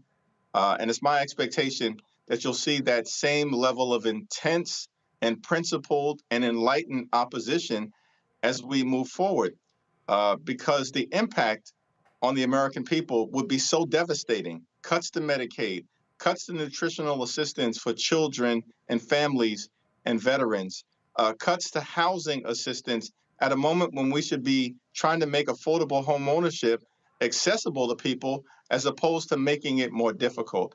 Next week, it's our expectation that the Republican tax scam will be on the floor of the House of Representatives. We'll be able to debate it extensively and reveal for the American people what it's all about, why it will be so harmful, and why we, of course, are going to do everything that we can to stop it. Some Democrats said that they've been critical of a video that was circulated, that was edited, where you said, hey, we don't have any leverage, we don't have any power. For the people who don't understand politics, Republicans, look, they have a 3-seat majority in the House. So the question for you, what leverage, what influence, what power do you and Democrats have to stop Republicans from what they're doing? The Senate is a lot different, where one senator can actually hold up a lot. Is Chuck Schumer, your colleague there, is he trying to be as aggressive as possible in doing that on the Senate side? Because all I keep hearing from people is they want to see a fight. They want to see Democrats breathing fire, firing away, and saying that we are going to do all that we can to stop the MAGA right from, frankly, destroying the country. Budget Committee Democrats fought incredibly hard last week, and I think you'll see that level of fight continue to take place when the bill reaches the floor in the House. And it's my expectation that we'll see a similar level of aggressive and principled opposition in the Senate. Now, what's important to understand is that in the context of that leverage discussion, the question related to Speaker Mike Johnson and Republicans trying to set the stage to blame House Democrats for their inability to fund the government, meaning the Republican inability to fund the government, which could relate and result in a government shutdown. And the reality is, Roland, that Republicans have been lecturing the country for the last few months about how they allegedly won a big and decisive mandate. They control the House, the Senate, and the presidency. They have the responsibility to fund the government at the end of the day, particularly given the context of their complete control of the situation. And the notion that they would try to blame Democrats for their inability to govern is something that it was very important to shut down and make clear to Speaker Johnson that we are not going to let them get away with perpetrating that lie to the American people. At the same period of time, of course, we're going to fight as hard as we can to hold the Republicans accountable if they decide to support this bill that will be on the floor next week. All we need is 3 Republicans to join with the 215 Democrats that we have in the House right now, and we can stop any of this bad stuff from happening, from ever becoming law. But we cannot allow these Republicans to escape accountability. At the end of the day, they've got children, they've got pregnant women, they've got people with disabilities, they have seniors in nursing homes, they have rural hospitals, all of which will be devastated by the up to $880 billion in potential Medicaid cuts that are being proposed. And we will not allow them to duck and dodge and hide and not have the attention put on them where it should be at this moment in time. You created a rapid response team to respond and drive out information. I saw some criticism. They felt that the 3 leaders of that were way too old, that you should have had younger members on the rapid response team. So first of all, on this rapid response team, how many people are actually on it? How many people is a part of this? And how are they trying to craft the narrative and the message? That's the interesting thing, because the chair of the Rapid Response Task Force and Litigation Working Group is one of the youngest Democrats and one of the youngest members in the House of Representatives. It's Assistant Democratic Leader Joe Neguse. And it was made clear in the announcement of the task force and the litigation working group that Joe Neguse would be chairing it. Chair means leading it. What's confusing about that? Now, there are 3 co-chairs, Rosa DeLauro, who's the top Democrat on the Appropriations Committee, Jerry Conley, who's the top Democrat on the Oversight Committee, and Jamie Raskin, a brilliant lawyer, led the second impeachment, who's now the top Democrat on the Judiciary Committee. They are there because those three committees are the areas of jurisdiction that most relate to the unconstitutional and unlawful executive orders that are coming out of the White House. While you're talking, of course, this is the actual press release. Henry, go to my iPad. This is the actual press release here. I know we're running out of time. I want to ask you this here in terms of, and I've had to deal with this with a lot of people. What do you say to black women, to young black folks, and others? And I've heard this a lot. Man, we're resting. We're tired. We're tired of being out here. We put it all on the line trying to elect Vice President Kamala Harris. You know what? Let the rest of these people do all the work, pick up the slack. What do you say to them when you've got local elections in 2025, but also you need a highly motivated base to turn out in massive numbers for the 2026 midterm elections? We have an opportunity to take back control of the House of Representatives in 2026. We only need to flip 3 seats out of a total of 435. This is the narrowest majority that Republicans currently have of any Congress since before the Great Depression. We are very close to being able to flip the House and cut Donald Trump's presidency legislatively in half in 2026. At the same period of time, of course, we have to engage in that day-to-day, week-to-week, month-to-month effort through these first 100 days and beyond to continue to push back against the extremism that we're seeing. And we're going to be here. We're going to be in the arena. We need everyone to join us when they're ready. But obviously, the more people that get engaged, the better. Last point that I'd make, Roland, one of the things that has been undercovered, but that we've seen, and you and I have talked about this over the last few months, is that there have been several special elections that have already occurred subsequent to Donald Trump being sworn in on January 20th, including one in Iowa in a Senate district, state Senate district, that Donald Trump had won in November by 21 points. The Democrat won by 4 in January, in the middle of the winter, because Democrats turned out and independent and swing voters said, enough already with the extremism, and it was only a week.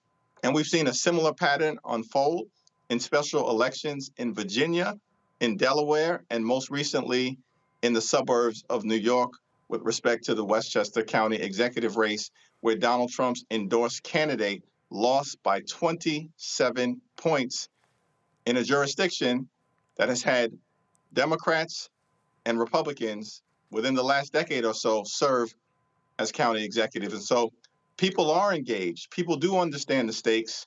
And obviously, the more people get involved, the faster we can turn this thing around and move the country in the right direction. Well, in a moment, I'm going to be talking with Josh Will, who's actually running for winning the special election there in Florida. So it's going to be a tough race. It's a ruby red district. But again, if folks actually turn out, there could be an upset there. House Democratic Leader Hakeem Jeffries, we appreciate it. Thanks a lot. Thanks so much, Roland. I want to go to my panel real quick. Joe, I want to start with you. Your thoughts on what you just heard? I loved everything I heard, but I will tell you this, and we've heard it on this show. The American people are looking for visible leadership. I know everything Leader Jeffries is doing. I know everything the Democrats are doing, and I'm excited about it, but I live in D.C. and I work in politics. For the average American, they are saying, I don't see it. Who is fighting? Who's fighting for me? Where's the person who comes on at 4 o'clock in the afternoon to, give the debate? The counterpoint to what Donald Trump is doing, somewhat, a la what Governor Cuomo used to do, where they want that kind of visible fight. And this is something Democrats, I think, have just never been great about, showing our work. At the end of the math exam, you got to put a box around it and say, this is how I got here, but this is my answer. And you got to show that work. We've got to show our work. And, I've said things to folks privately. I'll say it here. I'd love to see Schumer and Jeffries bring together folks every afternoon to talk about what they've done and to bring in other people. And if it's not them, some of the former leaders who've been leaders of our nation. This is the time, especially if you think you're going to run for president in 4 years. To hell with that. We want to know what you're doing now. If you're not doing it now, it's going to be a hard sell later on, because Donald Trump is putting wins on the books that are going to be hard to undo. And so I want Democrats to show their work. And so that would be my challenge. That's what I was thinking while he was talking. Zachary? Look, I've been waiting for this moment, Roland. I've been waiting for this. It's going to be a lot coming out, so just brace yourselves. I hope I don't say any bad words. Love Minority Leader Jeffries. Huge fan of his politics and his work. But we have got to move forward into 2025. There was a clip that has gone viral from the horrible lies that are continuously perpetuated by Fox News that talks about the strategy that conservative media has of continuously getting out that one mainstream message that we as progressives, liberals, Democrats, whatever we are failing to do in this moment. Our House Democrats, the minority party, the opposition, are continuously relying on things that worked in 1994 instead of things that are going to work in 2025. They are not leveraging as strongly as they can independent media platforms like Roland Martin Unfiltered, like using talented Black and brown content creators, like using amazing Black podcasters to get the message out, or even, again, liberal-leaning people in general to do the work and the boots on the ground. And I appreciate the fact that Congress has rules about messaging and about how do we get the word out and how do we get it right. But it feels as though there's a lot of time being wasted trying to message instead of really getting out there and doing, because we don't have the luxury of time when Donald Trump is dropping 300 executive orders in 1 week. We've got to be fast. Rapid response sounds good, but you've got to have people who can rapidly respond. We need jackrabbits ready to rock and roll and not tortoises. We need the hares and not the tortoises. I'm not calling anyone a tortoise. Love you too, Jamie Raskin. But I'm saying it seems as though we are not meeting the moment. And that is what people are saying on the street, the American people. And we've got to be there and meet them. Also, last thing I want to say is we need to find a way to leverage our legacy organizations. I'm a member of Iota Phi Theta. Roland, I see that you have on your Alpha shirt. These organizations are out there in the background. They need to be mobilized. They need to be used. Where are they in this fight? We need to find a way to ensure that they are being used in the messaging of the party so that we can be effective in combating the misinformation that's being perpetuated by the other side and make gains and wins as you approach 2026. Before I go political, sis, this is the clip you were talking about from Jesse Waters on Fox News. It's not really the same. Dana, we are waging a 21st century information warfare campaign against the left, and they are using tactics from the 1990s. They are holding tiny press conferences, tiny little rallies. They're screaming into the ether on MSNBC. This is what you call top-down command and control. You get your talking points from a newspaper, and you put it on the broadcast network, and then it disappears.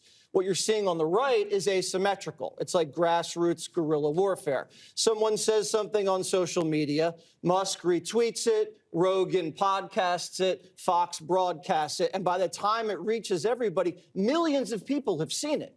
It's free money. And we're actually talking about expressing information. They are suppressing information. If you Reality is this here. What he laid out there, political sis, is what the GOP has been doing. First of all, Fox News is a leader of this. This is nothing new.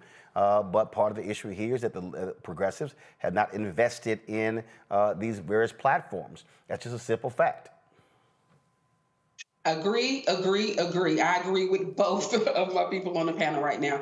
But I want to take it a little step further. I think it was Hakeem Jeffries when he told his people to go into your districts. That is so true. My Congresswoman, Deborah Ross, I don't know what the hell she's doing. I'm just going to be frank with you. Come in these districts. People are thirsty. They want to know what's going on. Use us. We have your back as content creators. As like Zach said, that is what we should be doing. But we have to be moving fast. We cannot be moving slow. But I am a strong believer of starting in your district. All politics are local. We have to start on a local level. Everybody is not watching or podcasts or on TikTok or X. We have to keep that in mind. But it's extremely important that we also start on a local level as well. And my congresswoman, woman, along with others, need to go into their districts. Do not be afraid. Go into those red damn districts and say something. Don't be afraid to do so. That's what we're pandering for. Well, one of the folks, you heard Congressman Hakeem Jeffries talk about being 3 seats away. And the reality is there are a couple of special elections coming up in Florida. One of those is who's running as public educator and single dad, Josh Will. He won the Democratic primary for Florida's 6th congressional district. Now he's going head-to-head with Trump-backed Republican Randy Fine in a race that could help flip the U.S. House. Republicans, of course, holding that razor-thin majority. It is, as I said, a quite red district. So how can Josh win? Well, he joins us right now from Orlando. Josh, glad to have you here. Listen, these 2 races are going to be very tough. And that is, they're in red districts. You've got political gerrymandering happening in Florida. And so what are you saying to voters in that district that could put you over the top and lead to an upset win? Well, the first thing would be that, I'm here to serve them. There's a lot of uncertainty. This is a district that is 24.9% of residents age 65 and above. When they hear about cuts to Social Security, Medicaid, Medicare, VA, these are things that greatly concern them and impact them. They're not partisan issues to them. And I'm out here telling them that I want to represent them. They need a voice in Congress, they need skin in the game, and they need someone who is there to make sure that what they have been promised, what they have paid into and worked towards is available for them. And my opponent is out here telling them that he will not work for them. He's here to serve Donald Trump. So we have a clear contrast in the message right away that is resonating across party lines. When it comes to this district, what does it look like? What's the demographics of this district? It's primarily white. As I said, about 25% age 65 up.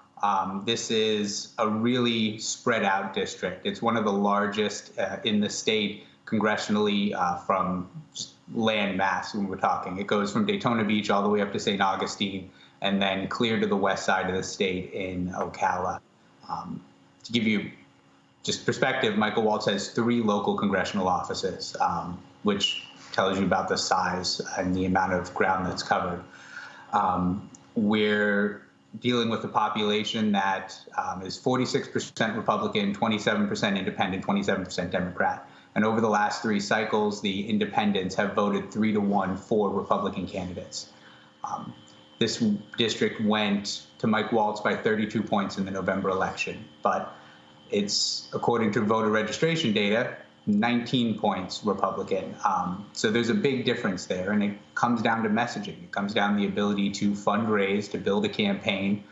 The previous Democratic nominee, Bishop James Stockton, is a great man. He would have been a phenomenal representative for the people here in Congress, but he was only able to raise $34,000 for his race over 2 years. And you can't build a field team. You can't get your messaging out with $34,000, especially when your opponent has $3.4 million. When you're outraised and outspent 100 to 1, you're not going to win messaging battles or get out to voters.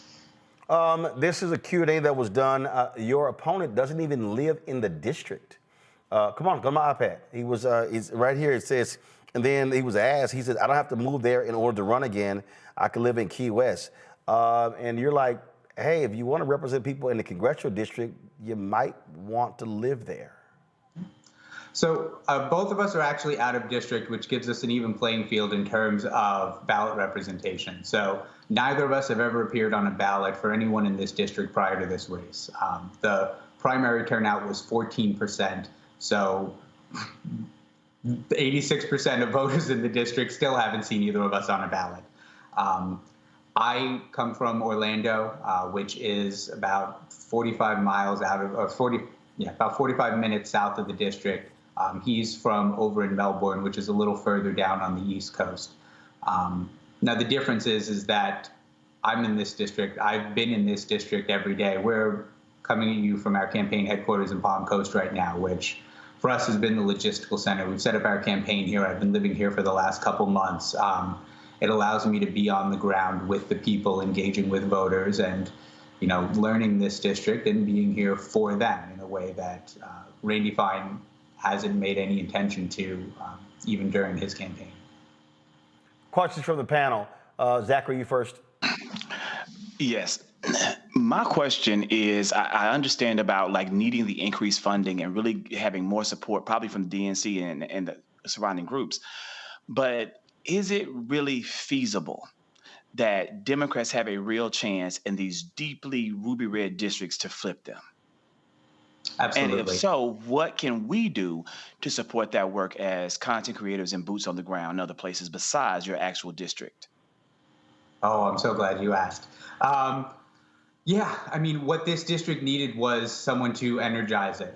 Some of this, and look, I love Nikki Fried, the current state chair of our Democratic Party. She's been in this position for 2 years, and I think she's doing a phenomenal job of helping to turn the state party around. But the leaders in this state before her made a choice. They made a decision to not invest resources in areas they couldn't win. And the problem with that is the Republican Party may be a lot of things, but they're not stupid. And if we don't invest resources, they don't invest resources. There was no competitive advantage on larger races by neglecting these areas. Over the last 3 cycles, we had our 2024 nominee in District 6 who raised $34,000. In 22, there was no Democratic nominee. And in 2020, the candidate raised about $24,000. There's been no money, no ground game, no effort to activate voters in this race. Now, the campaign that we've had, which has been since essentially Thanksgiving, we've raised $4 million to this point. We've knocked on over 150,000 doors. We're going to hit the entire district by the time this is done. We have an incredible field team. We have, volunteers from all over the country who are doing phone banking, text banking, postcard campaigns. They're reaching out to voters from where they are. We have volunteers in all 6 counties that are out every day reaching out to voters everywhere they are. I am all over this district speaking to voters every chance I get. We are making sure that people know we are here and we are live. And they see the difference right away because they haven't seen that from a Democratic candidate. And honestly, they haven't seen that from any candidate because the Republicans have been able to take this district for granted. And they haven't had a need to put any work in either. So people here on the ground know that this is different. They know that we have a real race. And in terms of the additional support we need is we need people knocking on doors. We need more than we need diverse groups of people. We need older people. We need veterans. We need Black people. We need college students and young people because there's a lot of people who voted for Trump for a lot of different reasons, because they were disillusioned and felt like their community or their part of this country was not being properly served or taken care of. And now they realize that the threat is it's going to be served and taken care of even less moving forward. But we need people who can engage with them and speak to them and understand them on their level. And I'm doing everything I can, but I can't pretend to have lived in your world or walked in your shoes. And we need people who can go out there and share this message and enter those communities as surrogates, as representatives for what we're trying to build and bring here. Because I truly believe, I come from a public school background. We don't choose our kids. We serve every kid in the district, no matter who you are, where you're from, what you come to us with, what your needs are, where you are 3 years behind, 2 years ahead. We find a way to help you learn and grow and give you the education you deserve. We serve everyone. And that's my philosophy when it comes to this race. If you're a Republican, if you're independent, if you're a college student, if you're a veteran, if you're a senior citizen, you have needs and you should be represented in Congress. You should have someone there fighting for you. And that's what I'm here for. This was before I go to Joy, this is the results of the 2024 election. So Michael Waltz, incumbent, got 284,414 votes. James Stockton, the Democrat, got 143,000. And this is a special election, and so obviously, typically, you're going to have a lower turnout So I would reckon that in order for you to win, I mean, you're talking about 225,000 votes that are likely going to be needed to win this special election. Is that sort of how you're approaching this and saying, hey, how many doors we knock on, how many people we reach, how can we touch, how many people we can actually touch to sort of hit that number? Roland, I'm a math teacher. I promise you, everything we do is built on math. The entire campaign, the amount of funding that we put into our field program, the amount of doors that we hit, how we split them among Republicans, Independents, and Democrats are all mathematically based on conversion rates designed to ensure that the work we've put in converts to a number of votes on the back end. And thankfully, we've been funded well enough by the people. We don't accept money from, I don't accept money from corporations or special interests. It's entirely grassroots funded. And they've supported this campaign enough that we're able to run the type of campaign that, the only type of campaign that we can feel can be successful by having real people out there knocking on doors and talking to the voters and residents of this district. The math shows that if we exceed our expected voter turnout for Democrats by 30%, we can win this race. It also shows that if we steal 25% of the Republicans and 50% of the MPAs, while maintaining 27% of voters who show up on Election Day are Democrats, we win by 4 points. So we have two paths to victory, by either taking their voters, which count twice as much because it's one less on their total and one more on ours, or by increasing our voters. And I assure you that we have the resources on both ends to aggressively pursue each of them individually, and I believe we're going to capture both. Political sis? Thank you for your 13 years of service working with at-risk kids, if I'm not mistaken, Title I. My question to you is, I'm sorry? Sorry. Yeah, go ahead.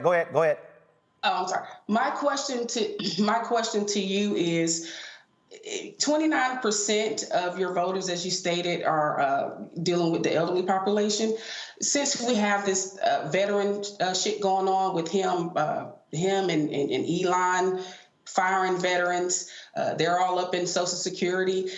What methods are you using to reach out to the elderly population? Because I know that you definitely need their votes. Yeah. I mean, we've been all over.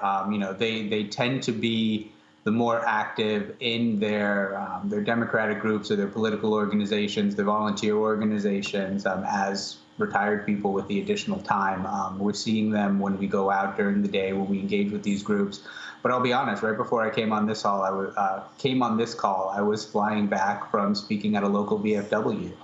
When I went into a packed hall of veterans and I spoke to them as the Democratic nominee and shared my message and commitment to them and what I believed that they deserved in their representation. And, at the end, about half the room applauded and cheered for me as I left, which is a pretty good number for a Democrat walking into a VFW hall. Yeah. Good luck to you. Thank you. All right, so look, there are a lot of Orlando people on tonight. I am one of them. Josh, I'm so glad that you are representing my city, at least part of it. So thank you for everything you do. And if you are someone from Orlando in his district or nearby, we need you to get out there. Don't be on my social media pages just talking about it. This is one area where we can actually make a difference. Josh, what are people telling you about what matters to them? Just like, what are you really hearing? Because sometimes I think Democrats, I don't know what the hell they're talking about. What are people telling you what matters to them? Well, in this district, the number one concern is Social Security. People are struggling. Economic issues are at the forefront. They voted because they're hurting in their wallets, they're hurting in their bank accounts, and they needed relief. Housing is unaffordable. We're in a housing insurance crisis across the state of Florida, caused by the Republican nominee up in District 1 running for the other seat. Yes. Groceries are unaffordable, and people on Social Security and retirement are living on fixed incomes. They've been desperately asking to have updated COLA schedules and be able to have cost of living increases on a more regular basis to keep up with inflation. And now what they're looking at is a potential 28% cut to the money that they're going to receive. And these are not entitlements. This is something that they have paid into their entire lives, so it would be here for them at this point in their lives. It's a promise we made to them when we took their money out of every paycheck during their working career. And now it's threatened to be taken back. Social Security is the #1 concern. For me, obviously, education is, paramount. It's what brought me into this race. But FEMA has been a huge one. We see across the country, there isn't a lot of, it's not as highly concerning, right? If you live in North Dakota, you probably don't know why FEMA needs to be funded so much. But if you live in Florida, you know exactly why we need a robustly funded and responsive FEMA, because they are down here setting up shelters and making sure that people have a safe place to ride out the storms and helping immediately with our repair and recovery efforts. Because ain't like the insurance companies are coming. People in Florida are still waiting for their money from Milton to repair their homes. The only type of recovery efforts we've had down here are from FEMA. And Republican, Democrat, or Independent, they're not happy when they hear that FEMA could go away. That's right. That's right. Thank you for your service. And I'm going to be sending everyone your way. Everyone your way. What is the, just real quick, what is the Black makeup of this district? It's less than 20%. There's a couple centers. We have an HBCU in Daytona, Bethune-Cookman, with a fairly robust Black community around it. There's a historic Black community in Lake County in the Eustis area. And then over in Marion County around Ocala, there's a larger Black community. But again, I mean, first of all, even though less than 20%, but at the end of the day, what I keep arguing is that if if our turnout is at 70% of our numbers, that is a significant number of votes. And so, what are you doing to activate that particular audience?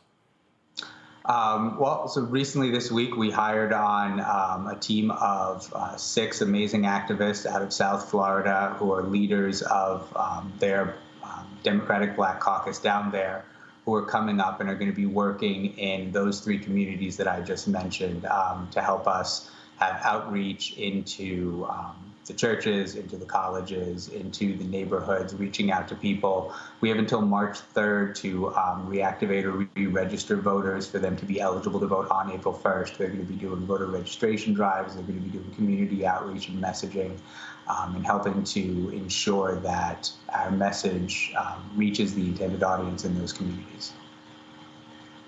When is the special election? April 1st. All right, then. Josh Wheel, we certainly appreciate it. Thanks a lot. Good luck. Thank you, sir.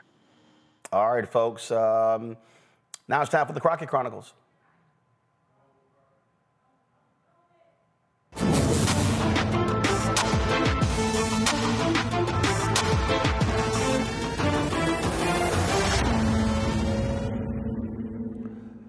Texas Congresswoman Jasmine Crockett continues to blast Donald Trump and his co-president Elon Musk. Today, she was on The View and shut down former Donald Trump aide Alyssa Farah Griffin, who confronted her with Donald's approval ratings. For all of the criticisms that exist of Donald Trump, he right now has a 53% approval rating. It's higher than it's ever been. 70% believe that he's fulfilling his promises, and 45% believe Democrats should be more moderate. What do you take away? I think there's a lot to make of those numbers. What's your takeaway from that? My takeaway is just like the election. We've got to do better at education. People don't understand, but you will understand when those hospitals in rural America start closing down even more. You will understand when you don't have your Social Security. You will understand when your Medicaid, your Medicare goes away. You will understand as planes continue to fall out of the sky. Soon you will understand why it's important to maybe have somebody that isn't loud and ridiculous, and maybe Sleepy Joe is what we wanted because we could at least sleep at night. Yeah. On Tuesday, she was on MSNBC and explained to Ali Velshi why the midterms are critically important to keep Elon Musk from getting richer and raping and pillaging the American people. A lot of people are talking about, you know what, we just are looking forward to the midterms. We only need 3 more seats. I'm sure everybody's tired of getting emails, text messages, phone calls, trying to raise money. But the reality is that we have an opportunity right now. I know that a lot of people look at these seats that are available, which there's going to be a total of 3, and they say these are deep red seats. But here's the thing. We saw that in the state of Iowa, they swung a seat 27 points so that a Democrat could win. I say we have nothing to lose. We need to go out. We need to talk to those people that finally understand that the only mission that Donald Trump has is making sure that he can line his pockets, line Elon's pockets, and any other billionaire, all at our expense. It's not just going to be the people you dislike that are going to miss out on their Medicare, Medicaid, or their Social Security. Or down in the state of Florida, where 2 of these seats are, they are talking about getting rid of FEMA. It is time to wake up, and it doesn't mean that you're a Democrat if you vote Democratically. So this is where I want to get to. Who's the audience to swing some of these states? Is it progressives who understand that their priorities are being crushed, or is it people who voted Republican to whom you say, you didn't vote for this, did you? Exactly. You didn't vote for Elon Musk and a guy named Big Balls to have your documentation. Yeah. How does that message get out there in a way that that entire audience hears it? I think that you're right. Definitely the entire audience. I just don't know how many progressives exist in Matt Gaetz' former district, right? But I do think that there are farmers in that district, farmers that are concerned because they rely upon monies as it relates to USAID and other monies that are now being dismantled. And it means that you may lose your family farm. It may be bought up by a corporate organization. And so I think just having very real conversations, we've seen people who have talked about, well, we don't want you firing the people at the VA, or maybe it's somebody that has to fly all the time and they're concerned because we have a record number of planes literally falling out of the sky because he decided he was going to appoint some guy from Fox to be over transportation. But at the end of the day, there were those that never believed that we could end up with 2 senators in the state of Georgia, and we did.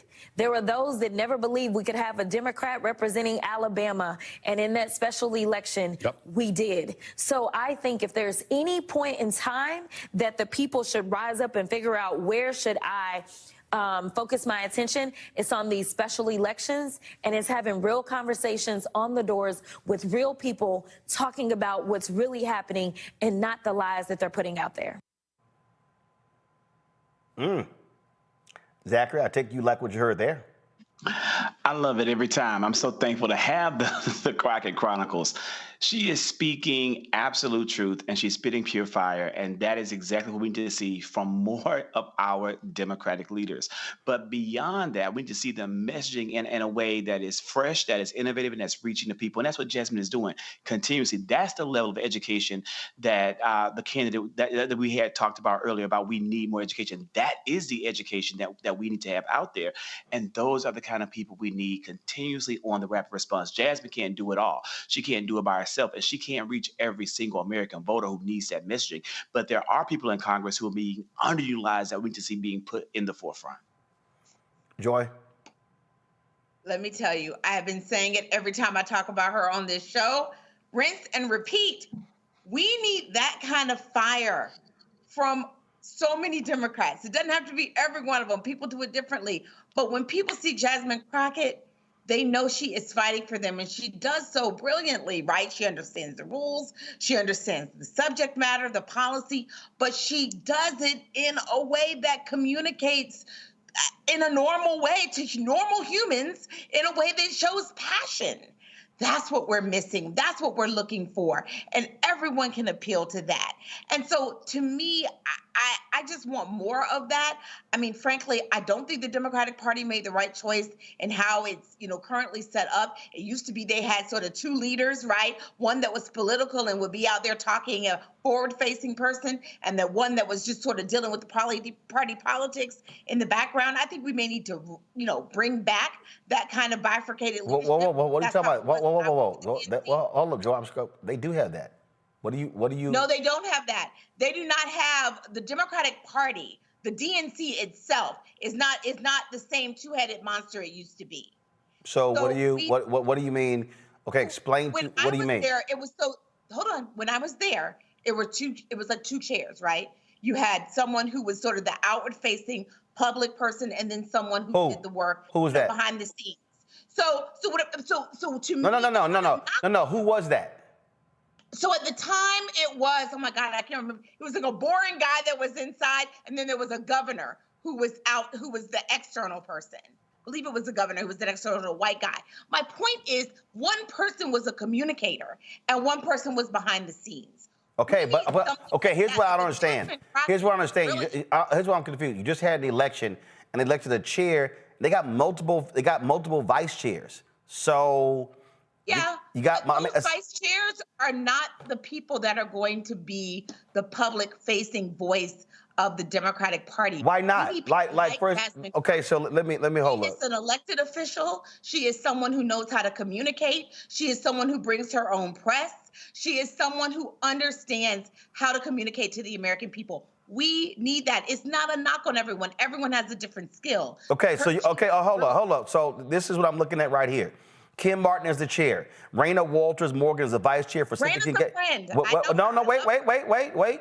Raina is vice chair for civic engagement and voter participation. Malcolm Kenyatta, vice chair, hell of a communicator. Artie Blanco, vice chair. David Hogg, vice chair, hell of a communicator. Jason Ray, secretary. Yep. Virginia McGregory, treasurer. Chris Corge, national finance chair. Jane Cleave, ASDC president. You got Chuck Schumer. You got Hakeem Jeffries. Yeah. So it's not like you don't have communicators there. And so I don't. It's not. And again, that's. Like Jasmine Crockett, like AOC. No, but she's not. But Joy, they're members of Congress. They're not DNC. Yeah, we need. Listen, nobody. The American people don't know who those people are. I'm sorry on this one. Wait. No, I'm confused. Okay. No, I know. Malcolm Kenyatta does a ton of media. He's an elected official in Pennsylvania. Mm-hmm. So I'm trying to understand. Crockett was on The View. No, I understand. Okay, hold on. So hold on. You just said the DNC. No. I'm repeating your words. You said the DNC needs to had a public-facing person and somebody who ran the party. That's the DNC. She's elected. So the reality is. The party, you need folks who do what they do, but you can have people who are communicators who are elected. You can have both. Always had vice chairs.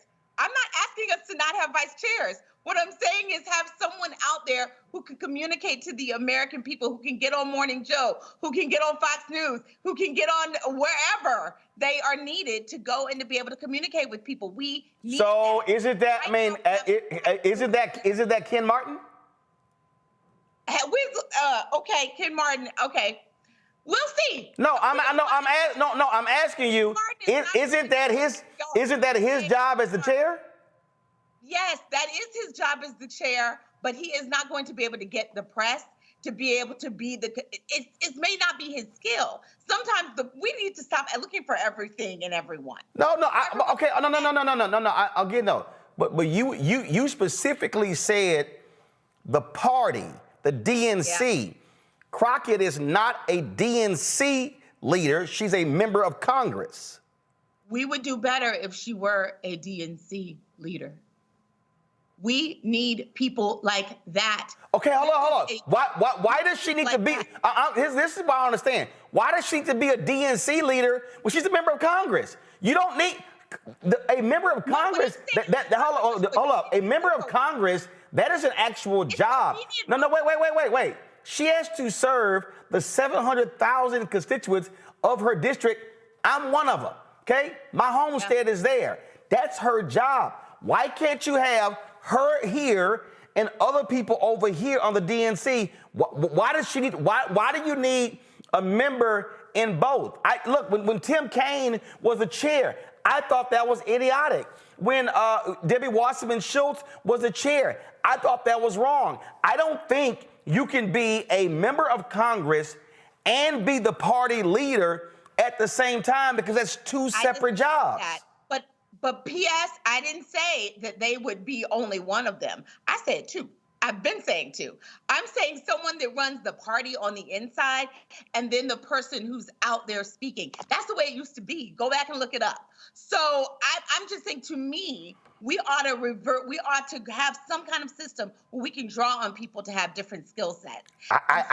The reason I don't understand that. It doesn't have to be Jasmine Crockett. No, I'm just saying she's the kind of person and the kind of voice that when people are looking to the Democratic Party and they're saying, I want someone who reminds me of myself, who can speak for me, who can fight for me, they're looking for someone like that. So kudos to her. I love your Jasmine Chronicles, more of it, and we need more. We could have an AOC Chronicles. We could have a couple of different people who are out there speaking to the American people in a way that they can receive it, in a way that is distinct and that we understand. And those are not always the people who are leading us and who are sort of the party movers and shakers. Okay, Zachary, go ahead. Takeaway from this is exactly what everyone is saying, but I think it's like the nomenclature, kind of like who it should be. But the bottom line is we have got to have more diverse voices across the party being platformed. I personally don't believe that legacy media outlets are going to be of any help. They have chosen to not be.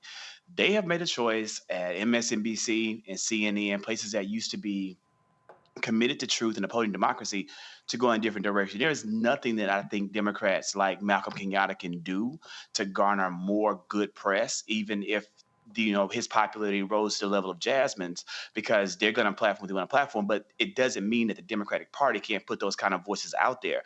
We have our Jasmines, we have our AOCs, but we need to have more people in leadership positions get out in there to make those rounds on independent press and all throughout the whole entire stratosphere to get the message out. And I think that's kind of what I'm hearing, is that we need more people. One person isn't enough. We need more Jasmines out there being, spread around, and really, to be honest with you, using platforms like this to get the message out. Like, Bullied Martin has millions of followers tuned in right now. They need to be here. Here's my thing, political sis. Titles are irrelevant to me. They're irrelevant. At the end of the day, I don't care if you are a labor leader, if you are a member of Congress, if you're a DNC vice chair, or I don't care if you were a PAC or whatever. If you have a coherent message that resonates with people, it doesn't matter. The point I'm making is, I think you need Congresswoman Jasmine Crockett doing exactly what she does. When she has her 5 minutes in a hearing, when she is being called to do national shows, that's great. But here's the other thing that we just got to understand. We understand television. You gonna book who brings ratings. And the reality is, it doesn't matter where they're coming from. If Congresswoman Jasmine Crockett wasn't in Congress and she was bringing the heat and she's on the DNC, she gonna get booked, and the member of Congress is not gonna get booked. Hell, there are members of Congress who are bored as hell who I'm not gonna book because they're not bringing it. So it doesn't even matter to me. I'm not just being straight up. To me, what we're dealing with here is you have to have multiple voices, but you need people who are doing the work. And what I'm saying is the work of the party, whether it's DNC or the GOP, it goes beyond a television appearance. It's actual work. How are you organizing? How are you mobilizing? How are you building up? How are you winning special elections? How are you fundraising? So the jobs to me are totally different. So names are irrelevant to a lot of people. I know names are relevant to us because we know all these people, but when it comes to boots on the ground, they don't care. They just want to know that everything is going to be okay. If Jasmine Crockett, if you're listening, if she's listening, I just truly wish that she was my congresswoman. We need more congresspeople like her. The DNC, I assume that their thing is to get the boots on the ground, to get people motivated out there, round people up. That's what I'm assuming that their goal is. But again, people are not going to recognize the two. They're not. They just want to be able to hear the message. They want to know what's going on, and they want to know that somebody's there to represent them and that everything is going to be okay. Yeah, and here's the deal. I love these people who literally don't know what the hell they're talking about. So for instance, I do. Somebody was like, "Oh, Roland, you don't actually get it." Really? I don't get it. I don't get it. So let me explain to some of y'all, such as DC Blacksmith and the other, because you know I will call your ass out. Here's what y'all don't understand. Okay? Here's what y'all don't understand at all. It's not a question of, okay, we don't need to get people out. Perfect example. I just showed you whole DNC leadership. I'll say it right now. I don't know who the hell is the communications director for the DNC. I don't know who runs press for the DNC. Carol, tell me, have any of them emailed you or called you? The answer is no. The answer is no. The DNC has not picked the phone up or emailed to say, hey, can we come on the show? Now, I can tell you, I have texted Ken Martin back and forth. We're supposed to talk. I have, but what I'm saying is, if you are the DNC apparatus and your job is to drive out messaging, you might want to be calling and emailing folks who actually have media platforms to reach your audience. So if your apparatus isn't even reaching out to people, it doesn't matter who you have communicating. Now, to me, this makes sense to me. Like, I don't know Raina Walters Morgan. I don't have her number. But what I'm saying is, if she's the vice chair for civic engagement and voter participation, I would think they would be trying to get her out communicating on what her plan is to engage civically and to talk about voter participation. Then I would think that if you have an infrastructure, you would be trying to get State Representative Malcolm Kenyatta on my show. But again, what are your communications people doing? I'm just telling you straight up. I ain't got a problem. I was talking to Congressman Hakeem Jeffries the other day, and I said point blank, we hadn't heard from his communications people. After we talked, they damn sure called Carol. Now, I ain't need them to call Carol because I talked to him. So the issue here, again, for me, this is what some of the simple Simons in the YouTube chat don't know, is it doesn't matter if you have a slate of people who can communicate. If your infrastructure is not identifying platforms to place them, then none of that matters. And so what the DNC should be doing, because again, this is real simple. Since the election, no text, no email from anybody. Anybody in the Democratic National Committee. Wait to the last. That right there, that's an indictment on infrastructure. So because they're so internally focused and they're not externally focused. And what I'm saying is, I think we could do better. And I like the structure when we had a general chair, like when we had Ed Rendell, and then a national chair, Joe Andrew, who was the guy inside, the boring guy inside. Here's the whole deal. Here's the deal. You can have Ed Rendell. I remember Joe. You can have Joe Andrew and you can have Ed Rendell. But if your staff ain't booking, if your staff ain't making calls, if your staff ain't pitching, that doesn't matter. So that's my point. I'm not concerned about who is the forward-facing and who's the person who's speaking. If your infrastructure ain't doing that, they ain't getting booked. And maybe the problem is if you're only thinking about MSNBC and CNN and the Sunday shows, that's the problem. So that's the point that I'm making. Getting less views than Roland Martin. That's the point that I'm making. They are getting less views than Roland Martin. So the point that I'm making is, whoever you have communicating, it's irrelevant if they ain't communicating with your core audience. And the reality is, what the DNC is not doing, you have a group called Chorus, a group of progressive influencers that have joined together and who are sharing, and that's how I met Zachary, and I met some others. Guess what? These same folk ain't hitting them. The reason Democrats are getting their asses kicked is because nobody is sitting down with a damn chart a damn Excel spreadsheet that lays out, okay, show. Carol should be getting emails every day. Got somebody for you? Got any room for us? Who you got? We got a state rep. We got a state senator. We got a black mayor. We got a mayor. We got a governor. We got county person. We got this here. It's called flood the zone. They ain't doing that. And I'm going to go ahead and say it.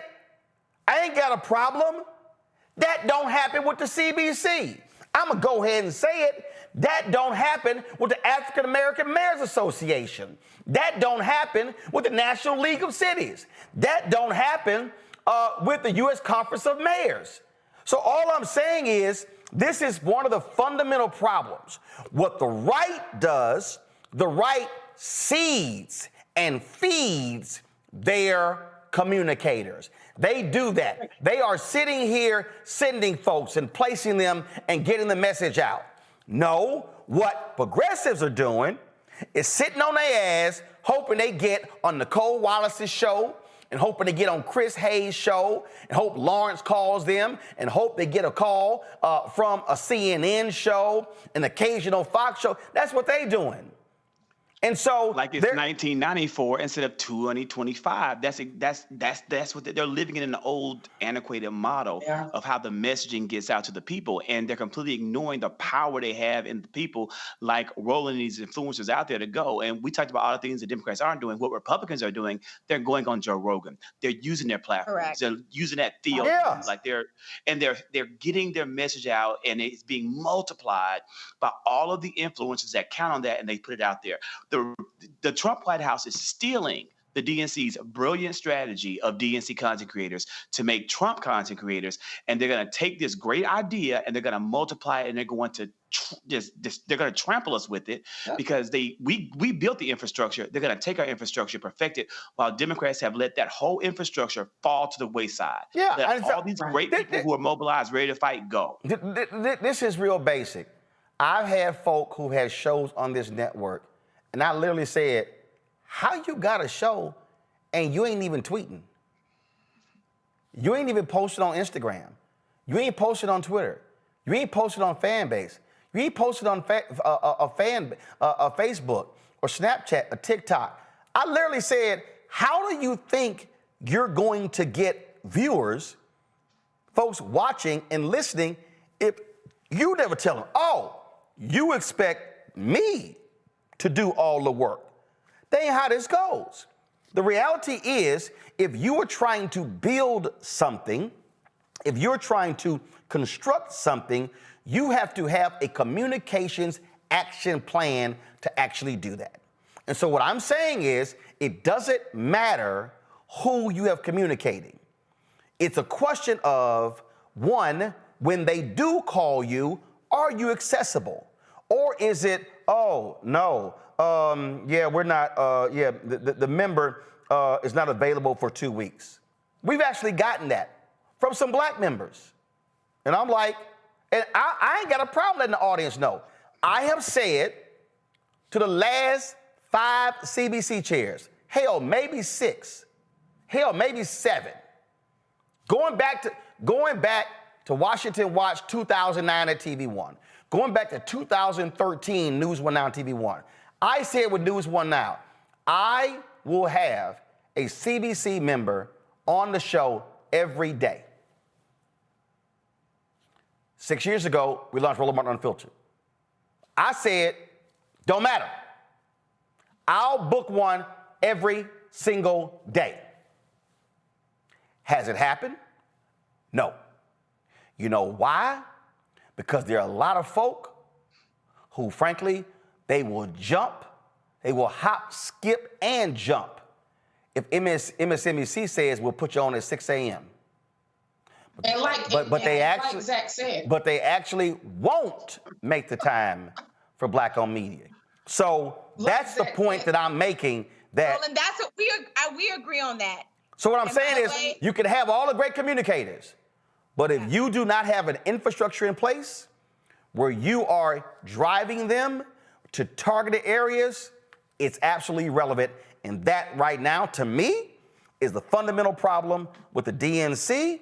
And I'm gonna tell you right now, y'all ain't seen, Carol, maybe you can tell me, I can't tell you the last time Senator Chuck Schumer been on this show. I called out Nancy Pelosi. We were running, I was busting her ass on social saying, where's Nancy? With that Kente, when she was draped in that Kente photo. Nancy Pelosi didn't do black media. She didn't do black media. April Ryan told me she spent 2-3 years trying to get an interview with Pelosi. And the only reason she got one, because I was busting Pelosi's ass about not doing black media. The late Joe Madison, when I called him, told me what I was doing, he said, man, I've been asking her, I would see her, and I would tell her staff never makes it happen. Joe Madison went on the air the next day and said, I stand with what Roland's doing. Pelosi's people were listening and called him as soon as the show was over. Her ass was on the next day. Straight up. Straight up. So I ain't got a problem checking people who sits here and says stuff and who doesn't understand communication. And when I'm saying understand communication, I'll give y'all the last one. Last year, Schumer and the Democrats had a black media deal. On the record, y'all, on the record. So we'll communicate with them. They tell us on the record it can be recorded. Okay, I go to the deal. I got my case, got all my gear. I take out the tripod, the camera. I'm sitting the live view of the live stream. Young staffer, are you about to live stream, about to record? I'm like, yeah. No. There's no video. There's no live streaming. This is on the record, but it's audio only. I'm like, see what? It's about 20 Democratic senators. I sent a text message to Senator Cory Booker, Senator Raphael Warnock, and said, what the hell? Are y'all serious? I said, I can't do shit with no audio only. I got a video show, a digital TV show. So Cory leans over, he tells Schumer. Schumer leans over to Tersh Klobuchar. And nothing happened. When they come to me with a question, I say, y'all are analog, not digital. I said, I just sat here and listened to all y'all complain about all the great and wonderful things y'all do for black people and nobody knows. I said, because maybe y'all got these dumbass rules. I said, do y'all understand that if I was videotaping this, I could take something one of y'all said, post that sucker, and it might go viral on TikTok and Instagram? I can't do shit with audio. I got to sit here and get your damn audio and then turn around and create a damn slideshow. I said, that's a lot more damn work. Yeah. All Schumer had to do was, all Schumer had to say was, you know what, Roland, you're right. Do video. No, they continue the damn meeting audio only. So guess what? That evening, the next day, next week, that wasn't a story that came out of that meeting because of their dumbass rules. It sounds like some of them scared of us black folks. Huh? But no, it's just no. It's because that's how they are thinking. No, it's the Senate rules, and it's the way things have always been, and they can't break out of it. Yes, they can. That's right. Yes, because Donald Trump. That's right, though. Yes, they can. That's right. First of all, no. It's not that they can't break out of it. They don't want to break out of it. That's what it is. I agree with that. Is they don't want to. And this is why they're losing. It's called mass media for a reason. It's mass media. You're able to reach the masses. And that's why I keep telling these other people, hey, we having a rally. And you go to the rally. It's 300 people there. Y'all live streaming it? So that means you only talk to the people who are here. That's dumb. Right. So that's all I'm talking about. So folks understand, if you want to win a messaging war, you have to have a communications strategy, which means that you are reaching out to as many outlets and sources as possible. And then what you're doing is, for the folk like us who don't have a show, you also have a media list where you are sourcing clips. You are sourcing. So when somebody said, the Republicans took that Hakeem Jeffries clip out of context. Okay, Democrats, where's the full clip? Where's the in context clip? You're in a messaging war. And as the Jesse Waters clip is right, the Republicans have a well-oiled machine, and it is a digital machine. Democrats are analog. That's how We gave them the machine. That's how they're operating, and they have not flipped to a digital system. And understand that the messaging now is not the 6 p.m. news. The messaging now. There's such thing as primaries. The messaging now is not. There's such thing as primaries. It's not. I want your audience to know that there's a such thing as primaries. I don't. Right. Absolutely. Primary they ass. Nancy Pelosi, primary they ass. We have too much to lose, especially us black folks. And they definitely need to be bringing their asses up here talking to us and getting the message out to them. We have too much to lose. I have a granddaughter, right? She's turning 1. I'm so scared. Is she gonna get her polio, the rest of her measles shots, her polo shot? What the hell? What the hell? That is what I'm talking about. They can be primary. They can be primary. Yep. And everyone who runs needs to be answering questions about what are they going to do to close Black health disparity gaps, Black wealth gaps.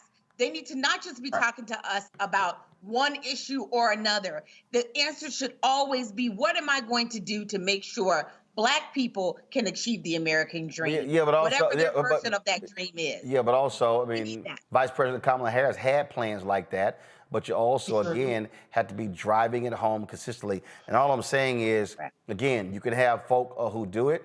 My last point, Hillary Clinton's campaign in 2016 actually hired some black people who made regular appearances on my show. Then when they got on the campaign, they wouldn't let them do the show. I was like, ain't that why you hired them? So that's the other thing. Don't hire black folk on campaigns and then don't let them talk. That's kind of why you hired them. Didn't they have a problem with the vendors with Kamala? No. I'm talking about a perfect example of there were African Americans who Hillary Clinton's staff hired to communicate, people who actually came on my TV One show, but then when they hired to the campaign, I couldn't get them on the show because of the campaign's bureaucracy. And I'm like, but isn't that why you hired them to do shows like? All I'm saying is that's how dumb this is when you hire people to communicate, and then because of your bureaucracy, you don't let them communicate, and then you wonder why nobody got your message. Political sis, Zachary. That's my message. Political sis, Zachary, Joel, I appreciate it. Thank you so very much. Folks, there were other stories I want to get to, but we'll hold those. I want you to support the work that we do. Join our Bring It Funk fan club. Your resources are critically important. The work that we do is invaluable. And trust me, the conversations we having, ain't nobody else in Black-owned media having. I keep hearing that wherever I go, and it's absolutely true. So, you want to contribute via Cash App, please use the Stripe QR code. It's right here. If you're listening, go to blackstarnetwork.com to access the Stripe QR Cash. Cash App changed their rules and we had to close our accounts. So this is the only way you can give to us via Cash App. Send your checking money order to P.O. Box 57196, Washington, D.C., 2003 7-0196. PayPal, R. Martin Unfiltered. Venmo's RM Unfiltered. Zelle, Roland at RolandSMartin.com, Roland at RolandMartinUnfiltered.com. And I now love these people in YouTube who have shut the hell up by saying, I didn't know what I was talking about. Y'all just got exposed. Y'all better leave a grown-ass man alone. All right, download the Black Star Network app. Apple phone, Android phone, Apple TV, Android TV, Roku, Amazon Fire TV, Xbox One, Samsung Smart TV. Be sure to download and get my book, White Fear, How the Browning of America is Making White Folks Lose Their Minds. Get the audio version I read on Audible. Be sure to get our Roland Martin Unfiltered gear. Of course, get your shirt, get your merchandise. Hashtag We Tried to Tell You. FAFO 2025. Don't blame me. I voted for the black woman. Go to rolandmartin.creator-spring.com or go to the blackstarnetwork.com. And also, folks, don't forget, download the app Fanbase. You can get that, of course. And if you want to and be one of the investors in Fanbase, you can do that. As well. And so you can go to startengine.com/fanbase, startengine.com/fanbases. So we want you to take advantage of that. And then just as a reminder, I want everybody to remember, we talked about this last night. If you have the app, I'm going to show you right now. If you have the app Clubhouse, I want y'all to delete it. The venture capital firm that's put in a ton of money in the Clubhouse, they hired Daniel Penny. You know, he was the former Marine who killed the black guy on the subway. Daniel Penny has no knowledge about venture capital, ain't never worked in it, ain't never expressed any interest in it. He studied architecture where they hired him, and primarily because he was found not guilty. And so we don't need to give our talents, our knowledge, and our expertise on that app. If you want to talk in an audio room, go to Fanbase. They got audio rooms there. They're just as good and better than Clubhouse. So enough of that nonsense, y'all. Do not support people who do not support you. And that is Clubhouse. Delete that app today. Tomorrow, folks, I'll be broadcasting live from Los Angeles. I'm headed there for the NAACP Image Awards. No, we didn't get nominated this year, but still there going to cover some stuff. So I'll be broadcasting from LA on tomorrow and Friday. Pre-show is Friday. Award show is on Saturday on CBS. And so that's it. I'll see y'all tomorrow right here on Roland Martin Unfiltered on the Black Star Network. Holla!